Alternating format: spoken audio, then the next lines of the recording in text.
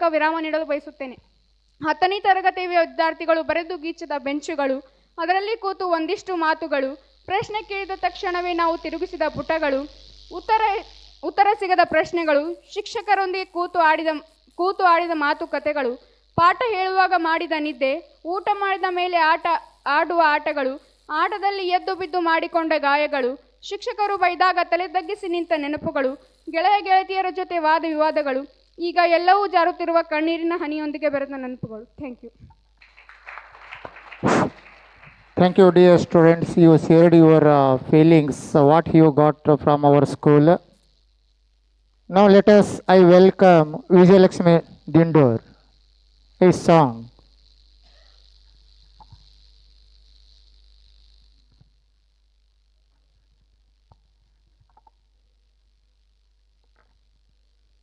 ಕಣ್ಣಿಗೆ ಕಾಣುವ ದೇವರ ರೂಪವ ಹೋಲುವ ನಮ್ಮಯ ಶಿಕ್ಷಕರು, ಅಕ್ಷರ ಅಕ್ಷರವ ಕಲೆ ಹಾಕಿ ಜ್ಞಾನದ ಕಡಲನು ಹರಿಸುವ ಆತ್ಮಿಕರು. ಕಣ್ಣಿಗೆ ಕಾಣುವ ದೇವರ ರೂಪವ ಹೋಲುವ ನಮ್ಮಯ ಶಿಕ್ಷಕರು, ಅಕ್ಷರ ಅಕ್ಷರವ ಕಲೆ ಹಾಕಿ ಜ್ಞಾನದ ಕಡಲನು ಹರಿಸುವ ಆತ್ಮಿಕರು. ತಿಳಿಯದೆಯೇ ನಾವುಗಳು ಕೊಟ್ಟ ಕೀಟಲೆ ಸಹಿಸುತ್ತಾ ಬಂದವರು ನಗುತ್ತಾ ನಗುತ್ತಲೆ, ಇಷ್ಟು ದಿನ ಕಳೆದಂತ ನಲ್ಮೆಯ ನೆನಪು ಸ್ನೇಹಿತರೆ ನನ್ನೆಲ್ಲ ನಿಮಗೆ ಮೂಡಿಪುರು ಮಾತೆ. ಕನ್ನಡ ಭಾಷೆಯ ಅಚ್ಚುಕಟ್ಟಾಗಿ ತಿಳಿಸಿದ ಜ್ಞಾನವಂತೆ, ಫನ್ನಾಗೂ ಇರ್ತಾರೆ ಸ್ಟ್ರಿಕ್ಕಾಗೂ ಇರ್ತಾರೆ ಲಾಲ್ ಸೇರಿಸರು. ಜ್ಞಾನವೇ ಇಲ್ಲದ ಇಂಗ್ಲೀಷ್ ಭಾಷೆಯಲ್ಲಿ ಆಸಕ್ತಿ ಮೂಡಿಸಿದವರು, ಶಾಲೆಯ ಕೆಲಸನ ಮಾಡಿಕೊಂಡು ಯಾವಾಗಲೂ ನಗ್ತಾ ಇರ್ತಾರೆ. ಅದರ ನಡುವೆಲೂ ಹಿಂದಿ ಭಾಷೆನ ಚೆನ್ನಾಗೇ ಕಲಿಸ್ತಾರೆ.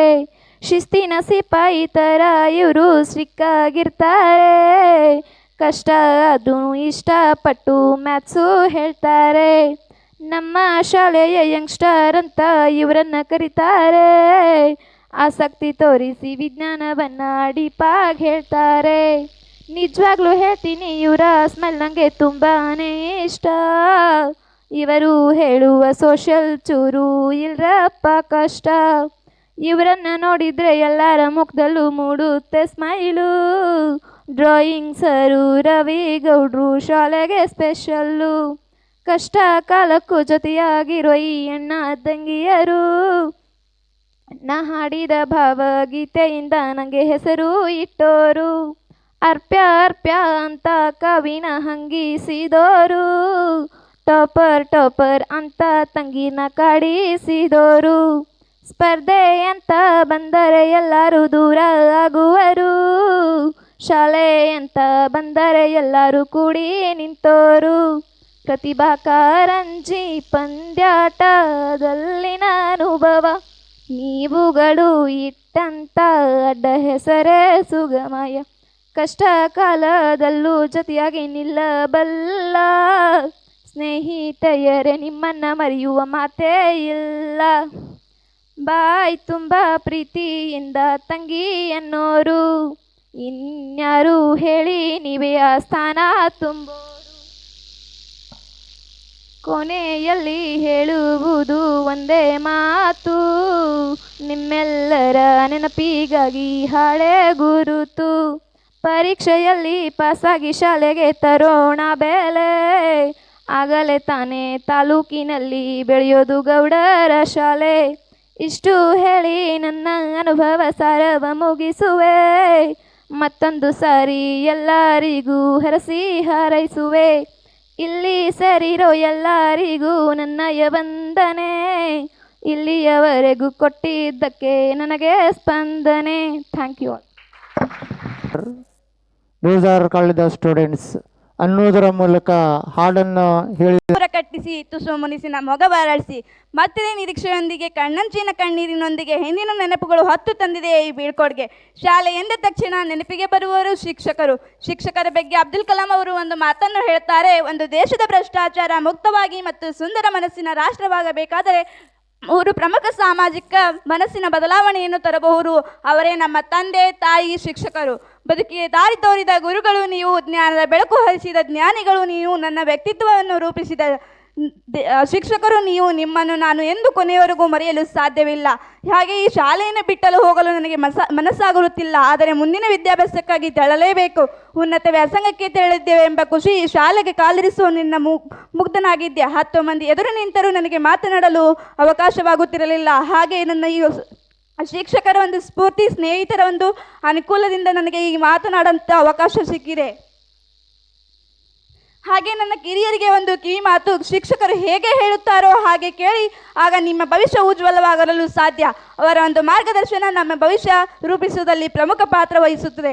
ಹುಡುಕುವ ಪ್ರೀತಿಗಿಂತ ಜೊತೆಗಿರುವ ಸ್ನೇಹ ಚಂದ, ಕಾಣುವ ಕನಸಿಗಿಂತ ಕಾಣದಿರುವ ಕಲ್ಪನೆ ಚಂದ, ಬರುವ ಬರಕ್ಕಿಂತ ಅಳಿಸಲಾಗದ ನೆನಪು ಚಂದ. ಎಷ್ಟು ಸಮಯವಿದ್ದೀರಿ, ಪರಿಚಯವಿದ್ದೀರಿ ಎನ್ನುವುದು ಗೆಳೆತನವಲ್ಲ, ಎಷ್ಟು ಚೆನ್ನಾಗಿ ಮಾಡಿಕೊಂಡುವುದೇ ನಿಜವಾದ ಗೆಳೆತನ. ಕಳೆದು ಹೋಗಿದ್ದಕ್ಕೆ ಕರಗಬೇಡ, ಗಳಿಸುವಾಗ ಮರೆಯಬೇಡ ಎಂದು ಹೇಳಿದ ಗಣಿತ ಗುರುಗಳಿಗೆ ನನ್ನ ವಂದನೆಗಳು. ಇತಿಹಾಸ ತಿಳಿಯದವನು ಇತಿಹಾಸ ಸೃಷ್ಟಿಸಲಾರನು, ಮಕ್ಕಳೇ ಎಂದು ತಿಳುವಳಿಕೆ ನೀಡಿದ ಸಮಾಜ ಶಿಕ್ಷಕರಿಗೆ ನನ್ನ ವಂದನೆಗಳು. ನಮ್ಮ ಭಾಷೆಯನ್ನು ಪ್ರೀತಿಸು, ಬೇರೆ ಭಾಷೆಯನ್ನು ಗೌರವಿಸು ಎಂದು ಹೇಳಿಕೊಟ್ಟ ನಮ್ಮ ಇಂಗ್ಲಿಷ್ ಗುರುಗಳಿಗೆ ನನ್ನ ವಂದನೆಗಳು. ಕಾಗುಣಿತ ತಪ್ಪಾಯಿತು ಅಂತ 10 ಸಾರಿ ಅದನ್ನೇ ತಿದ್ದಿ ಅಕ್ಷರದುಂಡಾಗುವಂತೆ ಮಾಡಿದ ಕನ್ನಡ ಮತ್ತು ಹಿಂದಿ ಗುರುಗಳಿಗೆ ನನ್ನ ವಂದನೆಗಳು. ಮೇಲೆ ಏಳಿದ್ದು ಕೆಳಗೆ ಇಳಿಯಲೇಬೇಕು ಎಂದು ಗುರುತ್ವಾಕರ್ಷಣೆ ಅಷ್ಟೇ ಅಲ್ಲ, ಜೀವನದ ನಿಯಮವೂ ಹೌದು ಎಂದು ಬುದ್ಧಿ ಹೇಳಿದ ನನ್ನ ವಿಜ್ಞಾನ ಶಿಕ್ಷಕರಿಗೆ ನನ್ನ ವಂದನೆಗಳು. ನಮ್ಮ ಸುತ್ತಮುತ್ತಲಿನ ಚಿತ್ರವನ್ನು ಚಿತ್ರಿಸುವ ಚಿತ್ರಕಲೆ ಗುರುಗಳಿಗೆ ನನ್ನ ವಂದನೆಗಳು. ತಂದೆಯ ಕೋಪ ದಾರಿ ತೋರಿಸುತ್ತದೆ, ತಾಯಿಯ ಕೋಪ ಹೊಟ್ಟೆ ತುಂಬಿಸುತ್ತದೆ, ಗುರುವಿನ ಕೋಪ ವಿದ್ಯೆ ಕಲಿಸುತ್ತದೆ, ಶತ್ರುವಿನ ಕೋಪ ಚಾಣಕ್ಷತೆ ಕಲಿಸುತ್ತದೆ ಎಂಬ ಮಾತಿನಂತೆ ನನ್ನ ಉತ್ತಮ ಬದುಕಲು ಮಾರ್ಗದರ್ಶನ ನೀಡಿದ ಎಲ್ಲರಿಗೂ ಧನ್ಯವಾದ ತಿಳಿಸುತ್ತೇನೆ. ಹಾಗೆ ನನ್ನ ಶಿಕ್ಷಕರಿಗೆ ಗುರುಂದಕ್ಕೂ ಧನ್ಯವಾದ ತಿಳಿಸುತ್ತಾ ನನ್ನ ಭಾಷಣ ಮುಗಿಸುತ್ತೇನೆ.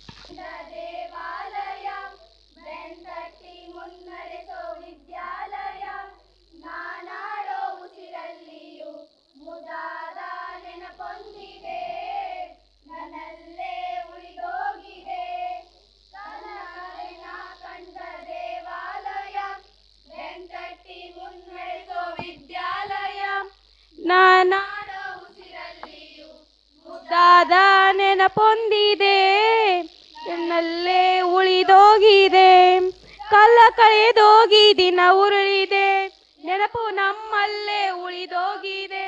ನನ್ನಾಣೆಯ ಜ್ಞಾಪಕ ಎಂದೆಂದೂ ಮರೆಯಾಗದು, ನನ್ನಿಂದ ದೂರಾಗದು.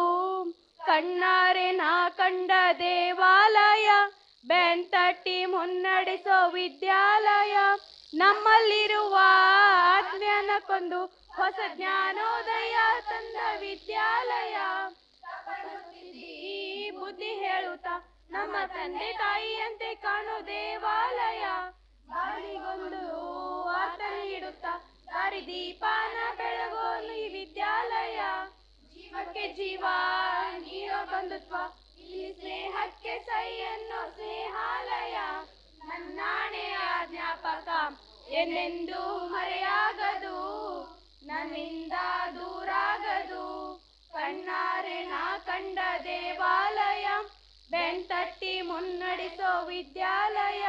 ಬೆಳ್ಳಂ ಬೆಳಗನೆ ತಿಂಡಿ ತಿಂದೇನೆ ನಾವು ಓಡೋಡಿ ಬರುತ್ತಿದ್ದ ನೆನಪೊಂದಿದೆ. ಲಾಸ್ಟ್ ಬೆಂಚಲ್ಲಿ ತರ್ಲೆ ಹೊಡೆಯುತ್ತಾ ಟೀಚರ್ ಪನಿಷ್ಮೆಂಟ್ ತಿಂದ ದಿನ ಒಂದಿದೆ. ಎಕ್ಸಾಮ್ ಹಾಲಲ್ಲಿ ಚೀಟಿ ಮೈ ಮೇಲೆ ಹೇಗೋ ಮಿಸ್ ಆಗಿ ಪಾಸ್ ಆದ ದಿನ ಒಂದಿದೆ. ಒಂದೇ ತಟ್ಟೆಯಲ್ಲಿ ಒಂದೇ ಬೆಂಚಲ್ಲಿ ಊಟ ಹಂಚುತ್ತಾ ತಿಂದ ಸವಿ ನೆನಪೊಂದಿದೆ. ನಾನಾಡೋ ಉಸಿರಲ್ಲಿಯೂ ಮುದ್ದಾದ ನೆನಪೊಂದಿದೆ, ನನ್ನಲ್ಲೇ ಉಳಿದೋಗಿದೆ, ಕಾಲ ಕಳೆದೋಗಿ ದಿನ ಉಳಿದೆ, ನೆನಪು ನಮ್ಮಲ್ಲೇ ಉಳಿದೋಗಿದೆ.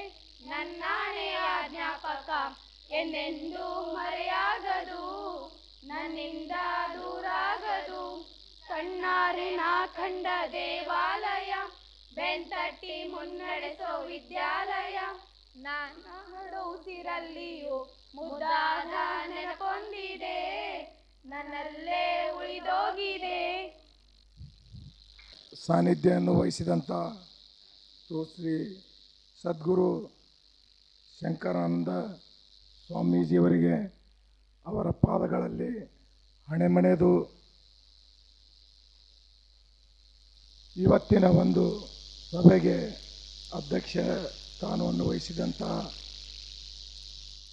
ನಿಮ್ಮೆಲ್ಲರ ಅಚ್ಚಿನ ಮತ್ತು ಯುವ ನಾಯಕರು, ಶಿಕ್ಷಣ ಪ್ರೇಮಿಗಳು ಆದಂಥ ಬಸವಂತರಾಯಗೌಡ ಪಾಟೀಲ್ ಅವರೇ ಹಾಗೂ ಉದ್ಘಾಟಕರಾದಂಥ ನಮ್ಮ ಈ ಸಂಸ್ಥೆಗೆ ಮತ್ತು ಈ ಊರಿನ ಹಿರಿಯರಾದಂಥ ಮಾರ್ಗದರ್ಶಕರು, ಹಿತಚಿಂತಕರು ಆದಂಥ ಕಲ್ಲನಗೌಡ ಬಿರಾದರವರೇ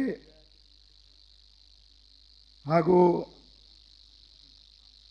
ಮುಖ್ಯ ಉಪನ್ಯಾಸಕರು ಆದಂಥ ಅಶೋಕ್ ಹಂಚಲಿ ಸರ್ ಅವರೇ ಹಾಗೂ ಮುಖ್ಯ ಅತಿಥಿಗಳು ಹಾಗೂ ಈ ಶಿಕ್ಷಣ ಸಂಸ್ಥೆಯ ಕಾರ್ಯದರ್ಶಿಗಳು ಆದಂಥ ಪರಶುರಾಮ್ ಕಲ್ಲನಗೌಡ ಬಿರಾದರ್ ಅವರೇ ಹಾಗೂ ಸರ್ವ ಸದಸ್ಯರೇ ಹಾಗೂ ನನ್ನ ಈ ಸಂಸ್ಥೆಯ ಗುರುವೃಂದವೇ ಹಾಗೂ ವಿದ್ಯಾರ್ಥಿನಿಯರೇ, ಇವತ್ತು ಸ್ವಲ್ಪ ನಮಗೆ ದನಿದು ಪ್ರಾಬ್ಲಮ್ ಆಗೈತಿ, ಅದಕ್ಕೆ ಸ್ವಲ್ಪ ಮಾತಾಡಲು ಆಗೋದಿಲ್ಲ. ಸ್ವಲ್ಪ ಒಂದೆರಡು ನನ್ನದೇ ಆದಂಥ ವಿದ್ಯಾರ್ಥಿಗಳಿಗೆ ಹಿತನುಡಿಯನ್ನು ಹೇಳುತ್ತೇನೆ.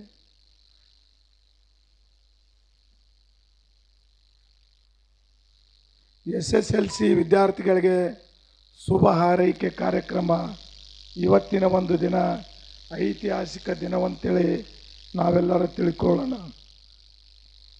ವಿದ್ಯಾರ್ಥಿಗಳ ಭವಿಷ್ಯ ಗೋಲ್ಡನ್ ಲೈಫ್ ಅಂತೇಳಿ, student life is A golden life ಅಂತೇಳಿ ನಾವು ಹಿಂದಿನಿಂದ ಕೇಳಿದೆವು. ಅದರಲ್ಲಿ ಏನಪ್ಪ ಅಂದ್ರೆ ಮುಖ್ಯವಾಗಿ ನಾವು ಏನನ್ನು ಪಾಲನೆ ಮಾಡಬೇಕು, ಮುಖ್ಯವಾಗಿ ನಾವು ವಿದ್ಯಾರ್ಥಿಗಳು ಸಮಯ ಪಾಲನೆ ಭಾಳ ಮುಖ್ಯವಾದದ್ದು. ಯಾರು ಸಮಯ ಪಾಲನೆಯನ್ನು ಸರಿಯಾಗಿ ಬಳಕೆ ಮಾಡ್ಕೋತಾರ ಅವರು ಯಾವುದೇ ಕಾರಣಕ್ಕೂ ಹಿಂದೆ ಬೀಳಲ್ಲ ಅಂತೇಳಿ ಈ ಒಂದು ನನ್ನ ಅನಿಸಿಕೆ. ಅದನ್ನೇ ಏನಪ್ಪ ಅಂದ್ರೆ ಸಮಯ ಪಾಲನೆ ಸರಿಯಾಗಿ ಮಾಡದೆ ವಿದ್ಯಾರ್ಥಿಗಳು ಅವರೇನಪ್ಪ ಅಂದ್ರೆ ಯಾವುದೇ ಕಾರಣಕ್ಕೂ ಮುಂದೆ ಬರೋದಿಲ್ಲ ಅನ್ನೋದು ಒಂದು ವಿಚಾರ. ಈ ಜಗತ್ತಿನಲ್ಲಿ ಎಲ್ಲರಿಗೂ ಏನಪ್ಪ ಅಂದ್ರೆ ಸಮನಾದ ಒಂದು ಬಾಳ್ವೆ ಕೊಟ್ಟದ್ದಂದ್ರೆ ಸಮಯ ಎಲ್ಲರಿಗೂ 24 ತಾಸೇ ಅದ. ಅದನ್ನು ನಾವು ಹೌ ಟು ಯುಟಿಲೈಸ್ ಅದನ್ನು ವಿದ್ಯಾರ್ಥಿಗಳು ಭಾಳ ತಿಳ್ಕೊಂಡು ಯಾವ ಥರ ಅಂದರಪ್ಪ, ಪಾಸ್ಟ್ ಈಸ್ ಪಾಸ್ಟ್, ಹಿಂದಾಗೋದು ಮುಗಿದೋಯ್ತು, ಇವತ್ತಿನಿಂದೇ ಬದಲಾವಣೆಗೆ ಅವಕಾಶವಿದೆ. ಪ್ರತಿ ದಿವಸ ನಾವು 1% ಏನಪ್ಪ ಅಂದ್ರೆ ಚೇಂಜ್ ಹಾಕ್ಕೊಂಡು ಹೋದೆವು ಅಂದ್ರೆ ಕನಿಷ್ಠ 50 ದಿನದಲ್ಲಿ ಏನಪ್ಪ ಅಂದ್ರೆ ನನ್ನ ಭವಿಷ್ಯ ನಾನೇ ನಿರ್ಮಾಣ ಮಾಡ್ಕೋಬೋದು. ಒಂದು ಉದಾಹರಣೆ ಸಮೇತವಾಗಿ ಹೇಳ್ತೀನಿ. ನನ್ನ ಆತ್ಮೀಯ ಮಿತ್ರರಾದಂಥ SS ಬಿರಾದರ್ ಅವರು, ಅಸಿಸ್ಟೆಂಟ್ ಕಮಿಷನರು, ಅವರೇನಪ್ಪ ಅಂದರೆ ಬೆಳಗಾವದಲ್ಲಿ ಈಗ ಅಸಿಸ್ಟೆಂಟ್ ಕಮಿಷನರ್ ಅದಾರ. ನಮಗೂ ITI ಸಿಕ್ಕಿತ್ತು. SS ಬಿರಾದರ್ ಚೌಡಿಯಾಳದವರು ಅವರಿಗೇನಪ್ಪ ಅಂದ್ರೆ ಗೌರ್ಮೆಂಟ್ ITIದಲ್ಲಿ ಅವರಿಗೆ ITI ಸಿಗಲಿಲ್ಲ. ಖೇಡ್ ಕಾಲೇಜಲ್ಲಿ ಅವರೇನಪ್ಪ ಅಂದ್ರೆ ಪ್ರೈವೇಟ್ ITIದಲ್ಲಿ ITI ಮಾಡಿದ್ರು. ITI ಮಾಡೋದು ಮುಗಿದ ತಕ್ಷಣ ಅವರು ಪರೀಕ್ಷೆಯಲ್ಲಿ ಎಲ್ಲ ವಿಷಯಗಳು, ಪ್ರಾಯೋಗಿಕ ಪರೀಕ್ಷೆ ಹಿಡಿದು ಎಲ್ಲ ವಿಷಯಗಳು ಫೇಲ್ ಆಗಿದ್ದರು. ಅಂಥ ಒಂದು ಉದಾಹರಣೆ. ಫೇಲ್ ಆದ ನಂತರ ಏನಪ್ಪ ಅಂದ್ರೆ ಅವರು ಬಾಂಬೆಗೆ ಹೋದರು ದುಡ್ಲಿಕ್ಕೆ. ಬಾಂಬೆಗೆ ಹೋಗಿ ತಮ್ಮ ಸಿಮೆಂಟ್ ಚೀಲನ್ನು ತಲೆ ಮೇಲೆ ಹೊತ್ತಿಕೊಂಡು ಕೆಲಸ ಮಾಡಿದ್ರು. 1 ಮಂತ್ ಆದ ನಂತರ ಏನಪ್ಪ ಅಂದ್ರೆ ಅವರು ನನ್ನ ಜೀವನ ಯಾವ ಥರ ನಾನೇ ಹಾಳು ಮಾಡ್ಕೊಳ್ಕತ್ತೀನಿ, ನನ್ನ ಜೀವನ ನಾನೇ ನಿರೂಪಣೆ ಮಾಡ್ಕೋಬೇಕನ್ನೋ ಒಂದು ಭರವಸೆಯನ್ನು ಇಟ್ಕೊಂಡು ಅಲ್ಲಿಂದ ಏನಪ್ಪ ಅಂದ್ರೆ ಬಿಜಾಪುರಕ್ಕೆ ಬಂದು ಬಿಜಾಪುರದಲ್ಲಿ BA ಕಂಟಿನ್ಯೂ ಮಾಡಿದ್ರು ಅವರು. BA1 ಆಪ್ಷನಲ್ ಇಂಗ್ಲೀಷ್ ತೊಗೊಂಡ್ರು ಅವರು. ಆ್ಯಕ್ಚುಲಿ ಆಪ್ಷನಲ್ ಇಂಗ್ಲೀಷ್ ಅಂದ್ರೆ ಅವ್ರಿಗೆ ಆ್ಯಕ್ಚುಲಿ ಇಂಗ್ಲೀಷೇ ಓದಲಿಕ್ಕೆ ಬರಲಿಲ್ಲ. ಎಂಥ ಒಂದು ಮನಸ್ಸು ಮಾಡಿದ್ರಂದ್ರೆ ಕೊಟ್ನಿ ಸರ್ ಅಂತೇಳಿ ಮೀನಾಕ್ಷಿ ಚೌಕ್ನಲ್ಲಿ ಅದಾರೆ, ಇಂಗ್ಲೀಷ್ ಗ್ರಾಮರ್ ಹೇಳ್ತಾರೆ ಅವರು. ಅವ್ರ ಬಳಿ ಹೋಗಿ ಏನು ಹೇಳಿದ್ರು, ನನಗೆ ABCD ಇಂದ ಕಲಿಸ್ರಿ ಅಂತೇಳಿ ಹೇಳಿದ್ರು. ಕೊಟ್ನಿ ಸರ್ ಏನು ತಿಳ್ಕೊಂಡ್ರು, ಸುಮ್ಮನೆ ಏನೋ ಹೇಳ್ತಿರ್ಬೇಕು, ಆಯ್ತಪ್ಪ ಅಂತೇಳಿ ಅಂದರು. BA1 ಅವ್ರು ಯಾವ ಥರ ಓದಿದ್ರು ಗುರುಗಳ ಮಾರ್ಗದರ್ಶನದಲ್ಲಿ ಅಂದ್ರೆ ಕನಿಷ್ಠ ಒಂದು ಸಬ್ಜೆಕ್ಟ್ 1000 ಟೈಮ್ ಓದೋರು. BA1 ಏನಪ್ಪ ಅಂದ್ರೆ ರ್ಯಾಂಕ್ ಬಂದರು. ಅದೇ ಥರ BA2, BA final, MA, PhD ಮಾಡಿಕೊಂಡು KPSC ಸಿಲೆಕ್ಷನಿಂದ ಏನಪ್ಪ ಅಂದ್ರೆ ತಹಸೀಲ್ದಾರ್ ಆದ್ರು ಅವರು. ತಹಸೀಲ್ದಾರ್ ಆದ ನಂತರ ಫಸ್ಟ್ ಅವ್ರ ಪೋಸ್ಟಿಂಗ ಗದಗ ಪೋಸ್ಟಿಂಗ್ನಲ್ಲಿ ಅವ್ರ ಕಾರ್ಯ ಯಾವ ರೀತಿ ಮಾಡ್ತಾರೆ ಅನ್ನೋದು ಎಲ್ಲರೂ ತಿಳ್ಕೊಂಡು ಅವ್ರಿಗೇನಪ್ಪ ಅಂದ್ರೆ ಹುಬ್ಬಳ್ಳಿಗೆ ಟ್ರಾನ್ಸ್ಫರ್ ಮಾಡ್ಕೊಂಡು ಬಂದರು. ಹುಬ್ಬಳ್ಳಿಗೆ ಟ್ರಾನ್ಸ್ಫರ್ ಮಾಡ್ಕೊಂಡು ಬಂದ ತಕ್ಷಣನೇ ಏನಪ್ಪ ಅಂದ್ರೆ ನಾವು ಒಂದು ಸ್ನೇಹ ಸಮ್ಮೇಳನ ಇಟ್ಕೊಂಡಿದ್ದೆವು. ನಮ್ಮ ಪ್ರಾಚಾರ್ಯಗೆ ನಾ ಹೇಳಿದೆ, ಬಿರಾದಾರ್ ಸರ್ ತಹಸೀಲ್ದಾರ್ ಆಗಿ ಬಂದಾರ, ಅವ್ರನ್ನ ಏನಪ್ಪ ಅಂದ್ರೆ ನಾವು ಗೆಸ್ಟಾಗಿ ಕರೆಯೋಣ ಅಂತೇಳಿ ಹೇಳಿದೆವು. ಗೆಸ್ಟಾಗಿ ಬಂದರು. ಅವರು ಹೇಳಿದ್ದೇನಪ್ಪ ಅಂದ್ರೆ ತಮ್ಮ ಸ್ಟೋರಿ ನಿಜವಾದ ಆಫೀಸರ ಹೈಯರ್ ಪೋಸ್ಟ್ನಾಗ ಹೋದಂದ್ರೆ ಏನಪ್ಪ ಅಂದ್ರೆ ಯಾವುದೇ ಕಾರಣಕ್ಕೂ ಹಿಂದಿನ ಸ್ಟೋರಿ ಯಾರೂ ಹೇಳಲ್ಲ. ಅವರು ತಮ್ಮ ಸ್ಟೋರಿ ಎಲ್ಲ ಹೇಳಿದ್ರು ಅವರು. ಮತ್ತು ಮುಖ್ಯವಾಗಿ ಅವರಾದೇವ್ರಿಗೆ ಗೊತ್ತೈತಿ, ನನ್ನ ಅವ್ರ ಕ್ಲಾಸ್ಮೇಟ್ ಅಂತೇಳಿ ಹೇಳಿದ್ರು. ಈ ವಿಷಯವನ್ನು ಇಲ್ಲಿ ಹೇಳೋಕ್ಕೆ ಮುಖ್ಯ ಉದ್ದೇಶ ಏನಪ್ಪ ಅಂದ್ರೆ ನಮ್ಮದು SSLC ಮುಗೀತು, PVC ಮುಗೀತು, ಡಿಗ್ರಿ ಮುಗೀತು, ಯಾವುದೇ ಕಾರಣಕ್ಕೂ ಡೋರ್ಗಳು ಕ್ಲೋಸ್ ಆಗಲಿಲ್ಲ. ಡೋರ್ಗಳು ಓಪನ್ ಆದವು. ಅಲ್ಲಿಂದ ಡೋರ್ಗಳು ಓಪನ್ ಆದ ನಂತರ ಏನಪ್ಪ ಅಂದ್ರೆ ನಾವು ತಿಳ್ಕೋಬೇಕು, ಇಲ್ಲಿ ನಮ್ಮ ಭಾರತ ದೇಶದಲ್ಲಿ ಯಾವ ವ್ಯಕ್ತಿನೂ ಏನಪ್ಪ ಅಂದ್ರೆ ಯಾವುದೇ ಉನ್ನತ ಹುದ್ದೆಯನ್ನು ಪಡಿಬಹುದು. ನಿಮ್ಗೆ ಇನ್ನೊಂದು ಸಣ್ಣ ಉದಾಹರಣೆ ಹೇಳ್ತೀನಿ. ಮಾಂತೇಶ್ ಬೀಳ್ಗಿಯವರು ನಮ್ಮನ್ನಾಗಲಿ ಸುಮಾರು 1-3 ತಿಂಗಳ ಟೈಮ್ ಆಗಿರ್ಬೋದು. ಮಾಂತೇಶ್ ಬೀಳ್ಗಿಯವ್ರ ಸ್ಟೋರಿ ನೀವು ಕೇಳಿರ್ಬೋದು. ಸಣ್ಣದು ಒಂದೇ ಒಂದು ಉದಾಹರಣೆ ಹೇಳ್ತೀನಿ ಅವ್ರದ್ದು. ಅವರು SSLCಯಲ್ಲಿ ಏನಪ್ಪ ಅಂದ್ರೆ ಎಲ್ಲರೂ ಒಂದು 10-20 ಜನ ಫ್ರೆಂಡ್ಸ್ ಇದ್ದರು. ಆ ಫ್ರೆಂಡ್ಸ್ ಇರಬೇಕಾದ್ರೆ ಎಲ್ಲರೂ ನೀ ಎಷ್ಟು ತಾಸು ಓದ್ತಿ ಅಂತೇಳಿ ಹೇಳುವಂಥ ಒಂದು ವಿಚಾರವಾದಿಯಲ್ಲಿ ಎಲ್ಲರದು ಸರದಿ ಮುಗೀತು. ಒಬ್ರು 8 ತಾಸು, ಒಬ್ರು 4 ತಾಸು, ಒಬ್ರು 10 ತಾಸು ಎಲ್ಲ ಹೇಳಿದ್ರು. ಆವಾಗ ಮಾಂತೇಶ್ ಬೀಳ್ಗಿಯವರು ಸರದಿ ಬಂದಾಕರ ಮಾಂತೇಶ್ ಬೀಳ್ಗಿಯವರನ್ನು ಕೇಳಿದ್ರು. ಅವ್ರು ಏನೋ ನಾನು ಒಂದು 7-8 ತಾಸು ಹೇಳ್ಬೇಕಂತೇಳಿ ಅಂದಿದ್ರು. ಅವ್ರ ಫ್ರೆಂಡ್ಸ್ ಎಲ್ಲ ಕೊಕ್ಕತ್ತೇಳಿ ನಕ್ಕು ಬಿಟ್ರು ಅವರು. ಅವೇನು ಓದ್ತಾನಲ್ಲಿ, ಅವನು ಗುಂಡ ಆಡ್ತಾನ, ಗೋಲಿ ಆಡ್ತಾನ, ಅವನೆಲ್ಲಿ ಓದ್ತಾನ ಅಂತೇಳಿ ಅಂದ ತಕ್ಷಣ ಮಾಂತೇಶ್ ಬೀಳ್ಗಿಯವ್ರಿಗೆ ಭಾಳ ಹರ್ಟ್ ಆಯ್ತು ಅವರಿಗೆ. ಆ ನಂತರ ಏನಪ್ಪ ಅಂದ್ರೆ ಅವರು ಯಾವ ಥರ ಅಂದ್ರೆ ಮನುಷ್ಯ ಏನನ್ನು ಸಾಧಿಸ್ತೀನಿ ಅನ್ನೋದಕ್ಕೆ ಮಾಂತೇಶ್ ಬೀಳ್ಗಿಯವ್ರಿಗೆ ಉದಾಹರಣೆ. ಮನುಷ್ಯನಿಗೆ ಮೈಂಡ್ ಯಾವ ಥರ ವರ್ಕ್ ಮಾಡ್ತದಂದ್ರೆ ಕಾನ್ಸಸ್ ಮೈಂಡ್ ಟು ಸಬ್ ಕಾನ್ಸಸ್ ಮೈಂಡಿಗೆ ತೊಗೊಂಡು ಹೋಗ್ಬೇಕು ನಾವು. ಯಾವ ಕೆಲಸ ನನ್ನಿಂದ ಆಗಲ್ಲ ಅಂಥೇಳಿ ಕಾನ್ಸಸ್ ಮೈಂಡ್ ಟು ಸಬ್ ಕಾನ್ಸಸ್ ಮೈಂಡಿಗೆ ತೊಗೊಂಡು ಹೋದೆವಂದ್ರೆ ಆಟೋಮೆಟಿಕ್ ಎಂಥ ಕಾರ್ಯನೂ ಇರಲಿ ಅದನ್ನೇನಪ್ಪ ಅಂದ್ರೆ ನಾವು ಮಾಡಬಲ್ಲೆ. ಇಂಥವು ವಿಚಾರಗಳು ಭಾಳಷ್ಟು ಇದ್ದಾವೆ, ಭಾಳಷ್ಟು ತತ್ವಜ್ಞಾನಿಗಳದು. ಇವತ್ತು ನಾವು ಮೊಬೈಲ್ ಎಲ್ಲರಿಗೂ ಬೇಯ್ತೇವೆ, ಮೊಬೈಲನ್ನು ತೊಗೋಬೇಡ್ರಿ, ಮೊಬೈಲನ್ನು ನೋಡಬೇಡ್ರಿ. ಅದಕ್ಕೆ ನಾ ಬದ್ ಅಪೋಸಿಟ್ ಇದ್ದೀನಿ. ಮೊಬೈಲನ್ನು ಯೂಸ್ ಮಾಡಬೇಕು, ಹೌ ಟು ಯುಟಿಲೈಸ್ ಮೊಬೈಲ್, ಅದರಲ್ಲಿ ಇರುವಂಥ ಕಂಟೆಂಟನ್ನು ತೊಗೋಬೇಕು ನಾವು. ಯಾವುದು ಗುಡ್ ಕಂಟೆಂಟ್ ಐತಿ ಅದನ್ನು ನಾವು ಬಳಕೆ ಮಾಡ್ಕೋಬೇಕು. ನಾವೆಲ್ಲ ಎಜುಕೇಷನ್ ಮಾಡಬೇಕಾದ್ರೆ ಲೈಬ್ರಿಗೆ ಹೋಗ್ತಿದ್ದೆವು. ಇವತ್ತು ನೀವು ಯಾರೂ ಲೈಬ್ರಿಗೆ ಹೋಗುವಂಥ ಪರಿಸ್ಥಿತಿ ಬಂದಿಲ್ಲ. ಎಲ್ಲನೂ ನಿಮ್ಮ ಕೈಯಲ್ಲೇ ಐತಿ. ಜಗತ್ತದ್ದು ಏನಪ್ಪ ಅಂದ್ರೆ ನಿಮಗೆ ಸ್ಪೆಲ್ಲಿಂಗ್ ಬರಲಿಲ್ಲ ಅಂದ್ರೆ ಬಾಯಿಯಿಂದ ಹೇಳಿದ್ರೂ ಬರ್ತೈತಿ. ಅದಕ್ಕಾಗಿ ಮೊಬೈಲನ್ನು ಎಷ್ಟು ಬಳಸಬೇಕು, ಯಾವ ಥರ ಬಳಸಬೇಕು, ಅದು ಎಲ್ಲ ಆಯ್ಕೆ ನಿಮ್ಮ ಕೈಯಲ್ಲೈತಿ. ಮತ್ತು ಇನ್ನೊಂದು ಮುಖ್ಯವಾದ ವಿಷಯ ನಾನು ನಿಮಗೆ ಹೇಳಕ್ಕೆ ಇಷ್ಟಪಡ್ತೀನಿ. ಏನು ಆಯ್ಕೆ ಆಗಬೇಕನ್ನೋದು ನಮ್ಮ ಕೈಯಲ್ಲಿ ಮತ್ತು ಶಿಕ್ಷಕರ ಕೈಯಲ್ಲಿ, ಪೇರೆಂಟ್ಸ್ ಕೈಯಲ್ಲಿಲ್ಲ. ಆಯ್ಕೆ ಅನ್ನೋದು ನೀವೇನು ಆಗ್ಬೇಕಂತೀರಿ ಅದೆಲ್ಲ ನಿಮ್ಮ ಕೈಯಲ್ಲಿ ಐತಿ. ಯಾಕೆ ಹೇಳ್ತೀನಿ ಅಂತೇಳಿ ಅಂದ್ರೆ ಈ ಸುಮಾರು 7ರಿಂದ 8 ವರ್ಷ, ಈಗ SLCಯಿಂದ ನೀವು ಮುಗಿಸೋದ್ರಂದ್ರೆ 7ರಿಂದ 8 ವರ್ಷ ಕಷ್ಟಪಟ್ಟು ಓದಿದ್ರೆ ಮುಂದಿನ ಇಡೀ ಲೈಫ್ ನೀವೇನಪ್ಪ ಅಂದ್ರೆ ಆರಾಮಾಗಿರ್ಬೋದು. ಈ 7ರಿಂದ 8 ವರ್ಷ ಟೈಮನ್ನು ನೀವು ವೇಸ್ಟ್ ಮಾಡಿದ್ರಿ, ಸರಿಯಾಗಿ ಓದಲಿಲ್ಲ, ಇಡೀ ಲೈಫ್ ಏನಪ್ಪ ಅಂದ್ರೆ ನೀವು ಕಷ್ಟಪಡಬೇಕಾಗತ್ತೆ. ಈ ಯಾಕೆ ಆಯ್ಕೆ, ಎರಡೂ ಆಯ್ಕೆ ಅದಾವ, ಯಾವುದು ಒಳ್ಳೆಯದು ಯಾವುದು ಕೆಟ್ಟದ್ದು ಅನ್ನೋದೇನಪ್ಪ ಅಂದ್ರೆ ನೀವೇ ಆಯ್ಕೆ ಮಾಡ್ಕೋಬೇಕು. ಸರಿಯಾಗಿ ಓದ್ರಿ. ಮತ್ತು ಇನ್ನೂ ಸಾಕಷ್ಟು ಅದಾವ, ಸಮಯದ ಅಭಾವದಿಂದ ಏನಪ್ಪ ಅಂದ್ರೆ ನೆಕ್ಸ್ಟ್ ಅತಿಥಿಗಳು ಮಾತಾಡ್ತಾರೆ. ನನಗೇನಪ್ಪ ಅಂದ್ರೆ ಇಲ್ಲಿ ಮಾತನಾಡಲು ಅವಕಾಶ ನೀಡಿದ ಈ ಶಿಕ್ಷಣ ಸಂಸ್ಥೆಯ ಎಲ್ಲ ಸದಸ್ಯರು ಹಾಗೂ ಶಿಕ್ಷಕರಿಗೆ ಮತ್ತೊಮ್ಮೆ ವಂದಿಸುತ್ತಾ, ಎಲ್ಲ SSLC ವಿದ್ಯಾರ್ಥಿಗಳಿಗೆ ಮುಂದಿನ ನಿಮ್ಮ ಭವಿಷ್ಯ ಒಳ್ಳೆಯದಾಗಲಿ ಅಂತೇಳಿ ಆಶಿಸುತ್ತಾ ನಾನು ಒಂದೆರಡು ಮಾತುಗಳನ್ನು ಮುಗಿಸುತ್ತೇನೆ.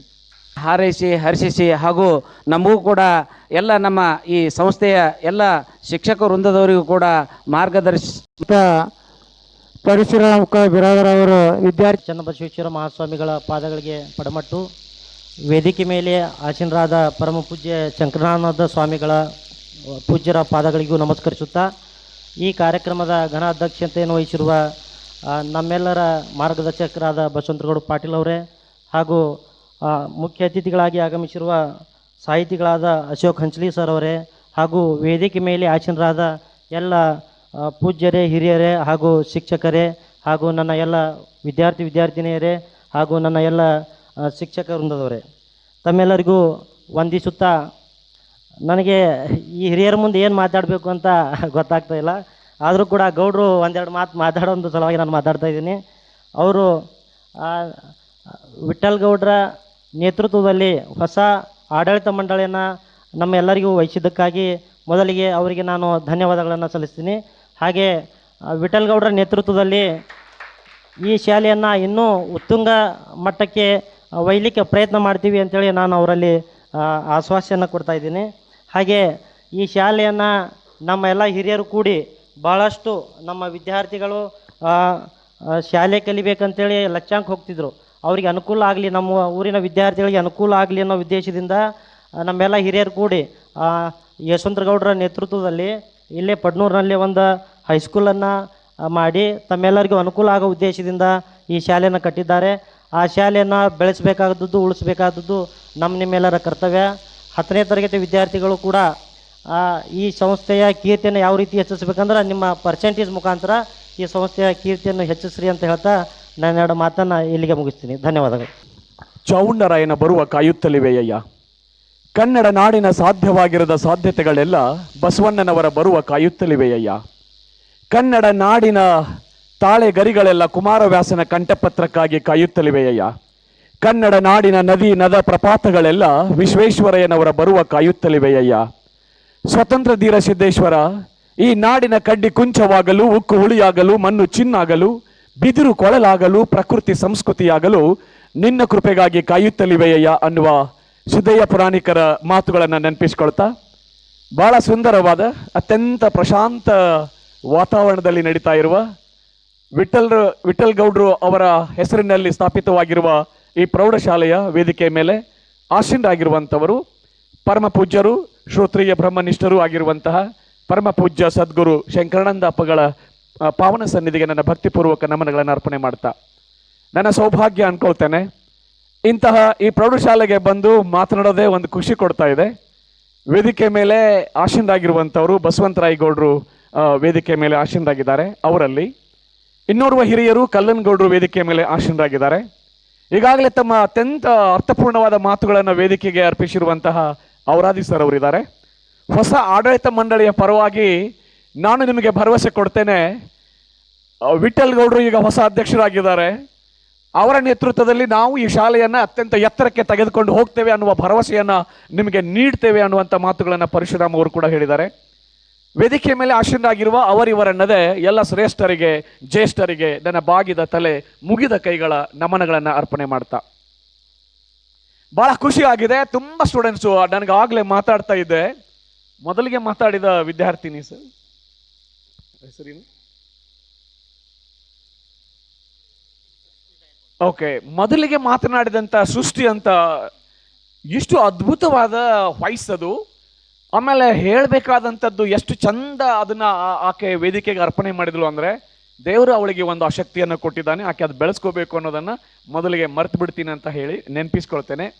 ಆಮೇಲೆ ಲಕ್ಷ್ಮಿ ಅಂತ ಬಂದರು, ವಿಜಯಲಕ್ಷ್ಮಿ ಬಂದರು. ಒಂದು ಹುಡುಗಿ, ಭಾಳ ಕಡೆಗೆ ನಾವು ಶಿಕ್ಷಕರ ಕುರಿತಾಗಿ ಶಾಲೆಯ ಕುರಿತಾಗಿ ಭಾಷಣವನ್ನು ಮಾಡ್ತೇವೆ, ಆದರೆ ಆ ಭಾಷಣವನ್ನು ಸುಂದರವಾದಂಥ ಒಂದು ಪದ್ಯ ಅದು. ರೆಕ್ಕೆಯ ಕುದುರೆ ಏರಿ ಆ ಹಾಡಿನ ಸಾಲುಗಳಿಗೆ ಶಿಕ್ಷಕರಿಗೆ ವಂದಿಸುವಂಥ ಸುಂದರವಾದ ಕವಿತೆಯನ್ನು ಆಕೆ ವಾಚನ ಮಾಡಿದಳು. ಲಕ್ಷ್ಮಿ, ವಿಜಯಲಕ್ಷ್ಮಿ, ನಿಮಗೆಲ್ಲ ವಿಜಯಲಕ್ಷ್ಮಿ ದಿಂಡೂರ್ ಇವರೆಲ್ಲ ಅಭಿನಂದನೆ ಸಲ್ಲಿಸ್ತೇನೆ. ನಿಮಗೆ ನಿಮ್ಮ ಜೊತೆಗೆ ಬಂದು ನಿಂತ್ಕೊಂಡು ಮಾತಾಡೋದಕ್ಕೆ ಒಂದು ಸ್ವಲ್ಪ ಸಮಯ ಭಾಳ ಶಾಂತವಾಗಿ ಕೇಳ್ತಾ ಇದ್ದೀರಿ. ನನಗೆ ಪೂಜ್ಯ ಸಿದ್ದೇಶ್ವರ ಅಪ್ಪಗಳ ಪೂಜೆ ನಡೆದಿದೆ, ಜ್ಞಾನದಾತೆ ಸರಸ್ವತಿ ಮಾತೆಯ ಪೂಜೆ ಆಗಿದೆ. ನೀವೆಲ್ಲ ಪರೀಕ್ಷೆಗೆ ಸಿದ್ಧರಾಗಿ ನಿಮ್ಮನ್ನು ಕಳಿಸ್ಕೊಡ್ಬೇಕು, ನಿಮ್ಮ ಬದುಕು ಉಜ್ವಲವಾಗಬೇಕು ಅಂತ ನಿಮ್ಮೆಲ್ಲರಿಗೆ ಶುಭವನ್ನು ಹಾರೈಸಬೇಕು ಅಂತ ನಾವೆಲ್ಲ ಕೈಕೊಂಡಿದ್ದೇವೆ. ಈ ಸಂದರ್ಭದಲ್ಲಿ ನೀವೆಲ್ಲ ನೆನಪಿಟ್ಕೊಳ್ಳಿ, ಈ ದೇಶದೊಳಗೆ ನಾನು ಸುಮ್ಮನೆ ಒಂದು ಘಟನೆ, ಮೊನ್ನೆ ನಿರ್ಭಯಾನಂದ ಸ್ವಾಮೀಜಿಯವರು ಪ್ಯಾರಿಸ್ ನಗರಕ್ಕೆ ಹೋಗಿದ್ರು. ಆ ಪ್ಯಾರಿಸ್ ನಗರಕ್ಕೆ ಹೋಗಿರುವಾಗ ಅಲ್ಲಿ ಸ್ವಿಟ್ಜರ್ಲ್ಯಾಂಡಿನ ಹೆಣ್ಣು ಮಗಳು ಒಬ್ಬಳು ಬಂದು ಆ ಪೂಜ್ಯರ ಕಾಲುಗಳಿಗೆ ನಮಸ್ಕಾರ ಮಾಡ್ತಾಳೆ. ಸ್ವಾಮೀಜಿ ಕೇಳ್ತಾರೆ, ನಿನ್ನ ಹೆಸರು ಏನಮ್ಮ ಅಂತ. ಆಗ ಹೆಣ್ಣು ಮಗಳು ಹೇಳ್ತಾಳೆ, ನನ್ನ ಹೆಸರು ಈಶ್ವರಿ ಅಂತ. ಸ್ವಾಮೀಜಿಯವರಿಗೆ ಆಶ್ಚರ್ಯ ಆಗುತ್ತೆ. ಅಲ್ಲಮ್ಮ, ನೀನು ಸ್ವಿಟ್ಜರ್ಲ್ಯಾಂಡ್ ದೇಶದ ಹೆಣ್ಣು ಮಗಳು, ಈಶ್ವರಿ ಇದು ಭಾರತದ ಹೆಸರು, ಅದು ಹೇಗೆ ಸಾಧ್ಯ ನಿನ್ನ ಹೆಸರು ಈಶ್ವರಿ ಆಗಲಿಕ್ಕೆ ಅಂತ ಆ ಪೂಜ್ಯರು ಆ ಮಗುವನ್ನು ಕೇಳ್ತಾರೆ. ಆಗ ಆ ಹೆಣ್ಣುಮಗಳು ಹೇಳ್ತಾಳೆ, ಪೂಜ್ಯರೇ, ನನ್ನ ಮೊದಲಿನ ಹೆಸರು ಇಸಾಬೆಲ್ಲಾ ಅಂತ ಇತ್ತು, ಆದರೆ ಭಾರತ ದೇಶದ ಆಧ್ಯಾತ್ಮಿಕ ಸಾಂಸ್ಕೃತಿಕ ಆ ಪರಂಪರೆಯನ್ನು ನೋಡಿದ ಮೇಲೆ ನಾನು ಪ್ರಭಾವಿತಳಾಗಿದ್ದೇನೆ, ಹೀಗಾಗಿ ನನ್ನ ಹೆಸರು ಇಸಾಬೆಲ್ಲಾ ಇತ್ತಲ್ಲ, ಅದನ್ನು ಈಶ್ವರಿ ಅಂತ ನಾನು ಪರಿವರ್ತನೆ ಮಾಡಿಕೊಂಡಿದ್ದೇನೆ ಅಂತ ಹೇಳಿ ಆ ಹೆಣ್ಣು ಮಗಳು ಹೇಳ್ತಾಳೆ. ಸ್ವಾಮೀಜಿ ಕೇಳ್ತಾರೆ, ಹೌದಮ್ಮ, ನೀನು ನನ್ನ ಕಾಲುಗಳಿಗೆ ನಮಸ್ಕಾರ ಮಾಡಿದ್ದೀಯಲ್ಲ, ನಿನಗೆ ನಾನು ಏನು ಅಂತ ಆಶೀರ್ವಾದ ಮಾಡಲಿ ಅಂತ ಪೂಜ್ಯರು ಕೇಳ್ತಾರೆ. ಹಾಗೆ ಕೇಳಿದಾಗ ಆ ಹೆಣ್ಣು ಮಗಳು ಹೇಳ್ತಾಳೆ, ಪೂಜ್ಯರೇ, ನನಗೆ ಮುಂದಿನ ಜನ್ಮ ಅಂತ ಇದ್ರೆ ನಾನು ಭಾರತದಲ್ಲೇ ಹುಟ್ಟಿ ಬರಬೇಕು, ಹಾಗೆ ನೀವು ನನಗೆ ಆಶೀರ್ವಾದ ಮಾಡಿ ಅಂತ ಹೇಳಿ ಆ ಹೆಣ್ಣು ಮಗಳು ಕೇಳ್ತಾರೆ. ನಾವುಗಳೆಲ್ಲ ಇಂಥ ಭರತ ಖಂಡದ ಈ ನೆಲದೊಳಗೆ ಹುಟ್ಟಿರುವ ನಾವುಗಳೆಲ್ಲ, ಸಿದ್ದೇಶ್ವರ ಅಪ್ಪಗಳ ವಾಣಿಯಿಂದ ಪುನೀತಗೊಂಡಿರುವ ನಾವುಗಳೆಲ್ಲ, ಇಂತಹ ಅಧ್ಯಾತ್ಮದ ನೆಲವಿಡು ಇದು. ಸಿದ್ಧಲಿಂಗ ಮಹಾರಾಜರ ಈ ಪವಿತ್ರ ನೆಲದೊಳಗೆ ರಾನಡೆ ಆಶ್ರಮದ ಆ ರಾನಡೆ ಪೂಜ್ಯ ಆಶ್ರಮದ ನಿಂಬಾಳದ ಆಶ್ರಮದ ಕಡೆಗೆ ಇಂಚಿಗೇರಿ ಮಠದ ಆ ಸ್ವಾತಂತ್ರ್ಯ ಹೋರಾಟದ ದಿಕ್ಕನ್ನೇ ಬದಲಿಸಿದ ಇಂಚಿಗೇರಿ ಮಠದ ಪರಂಪರೆಯನ್ನು ಹೊಂದಿರುವಂಥ ಈ ನೆಲದೊಳಗೆ ಎಲ್ಲಕ್ಕಿಂತ ಹೆಚ್ಚಾಗಿ ಇದೇ ನೆಲದಿಂದ ಹೊರಟಂಥವರು ಚಾಳಕಾಪುರದ ಬೀದರ್ ಜಿಲ್ಲೆಯ ಬಾಲ್ಕಿ ತಾಲೂಕಿನಲ್ಲಿಗೆ ಹೋಗಿ ನಮ್ಮದೇ ಯಶವಂತರಾಯಗೌಡರ ಕುಟುಂಬದ ವರ್ಗದಿಂದ ಹೊರಟಂಥವರು ಇವತ್ತು ಅಲ್ಲಿ ಬಹುದೊಡ್ಡ ಗುರುಗಳಾಗಿ ಸೇವೆ ಸಲ್ಲಿಸ್ತಾರೆ. ಅಲ್ಲಿ ಶಂಕರಾನಂದಪ್ಪಗಳು ಕೂಡ ಹೋಗಿ ಸೇವೆಯನ್ನು ಮಾಡ್ತಾ ಇದ್ದಾರೆ ಅಂತ ಹೇಳಿದರೆ, ಇದು ಈ ನೆಲದ ಆಧ್ಯಾತ್ಮಿಕ ಚಿಂತನೆ. ಇದು ಅದು ಈ ದೇಶಕ್ಕೆ ಭವಿಷ್ಯ ಇದೆ. ಒಂದಿಷ್ಟು ದೇಶಗಳು ಇಡೀ ಜಗತ್ತನ್ನು ಹಣದ ಬಲದಿಂದ ಗೆಲ್ಲಬೇಕು ಅಂತ ಹೊರಟಿದ್ದಾವೆ, ಒಂದಿಷ್ಟು ದೇಶಗಳು ಇಡೀ ಜಗತ್ತನ್ನು ಶಸ್ತ್ರಗಳ ಬಲದಿಂದ ಗೆಲ್ಲಬೇಕು ಅಂತ ಹೊರಟಿದ್ದಾವೆ, ಒಂದಿಷ್ಟು ದೇಶಗಳು ಇಡೀ ಜಗತ್ತನ್ನು ಭಯೋತ್ಪಾದನೆಯಿಂದ ಗೆಲ್ಲಬೇಕು ಅಂತ ಹೊರಟಿದ್ದಾವೆ. ಆದರೆ ಭಾರತ ಇಡೀ ಜಗತ್ತನ್ನು ಗೆಲ್ಲಬೇಕು ಅಂತ ಹೊರಟಿರೋದು ಹಣದ ಬಲದಿಂದ ಅಲ್ಲ, ಅಸ್ತ್ರಗಳ ಬಲದಿಂದ ಅಲ್ಲ, ಅದು ಭಯೋತ್ಪಾದನೆಯಿಂದ ಅಲ್ಲ, ಅದು ತನ್ನ ಅಧ್ಯಾತ್ಮದ ಬಲದಿಂದ ಅಂತ ಹೇಳ್ತಾರೆ.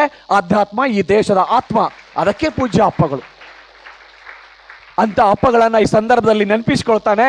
ಅದಕ್ಕೆ ಸ್ವಾಮಿ ವಿವೇಕಾನಂದರು ಹೇಳ್ತಾರೆ, ಭಾರತದ ಧೂಳೆ ನನ್ನ ಸರ್ವೋಚ್ಚ ದೇವಲೋಕ. ಜಗತ್ತಿನ ಜೀವಿಗಳೆಲ್ಲ ತಮ್ಮ ಕರ್ಮವನ್ನು ಸವಿಸಲಿಕ್ಕೆ ಬರಬಹುದಾದ ಒಂದೇ ಒಂದು ಪುಣ್ಯ ಭೂಮಿ ಎಂದರೆ ಅದು ಭಾರತ. ಈ ಭಾರತದ ನೆಲದೊಳಗೆ ಧೂಳಾಗಿ ಧೂಳಿನ ಕಣವಾಗಿ ಮತ್ತೆ ಮತ್ತೆ ಭಾರತದಲ್ಲಿ ಹುಟ್ಟಿ ಬರ್ತೇನೆ ಅಂತ ವಿವೇಕಾನಂದರು ಹೇಳ್ತಾರೆ.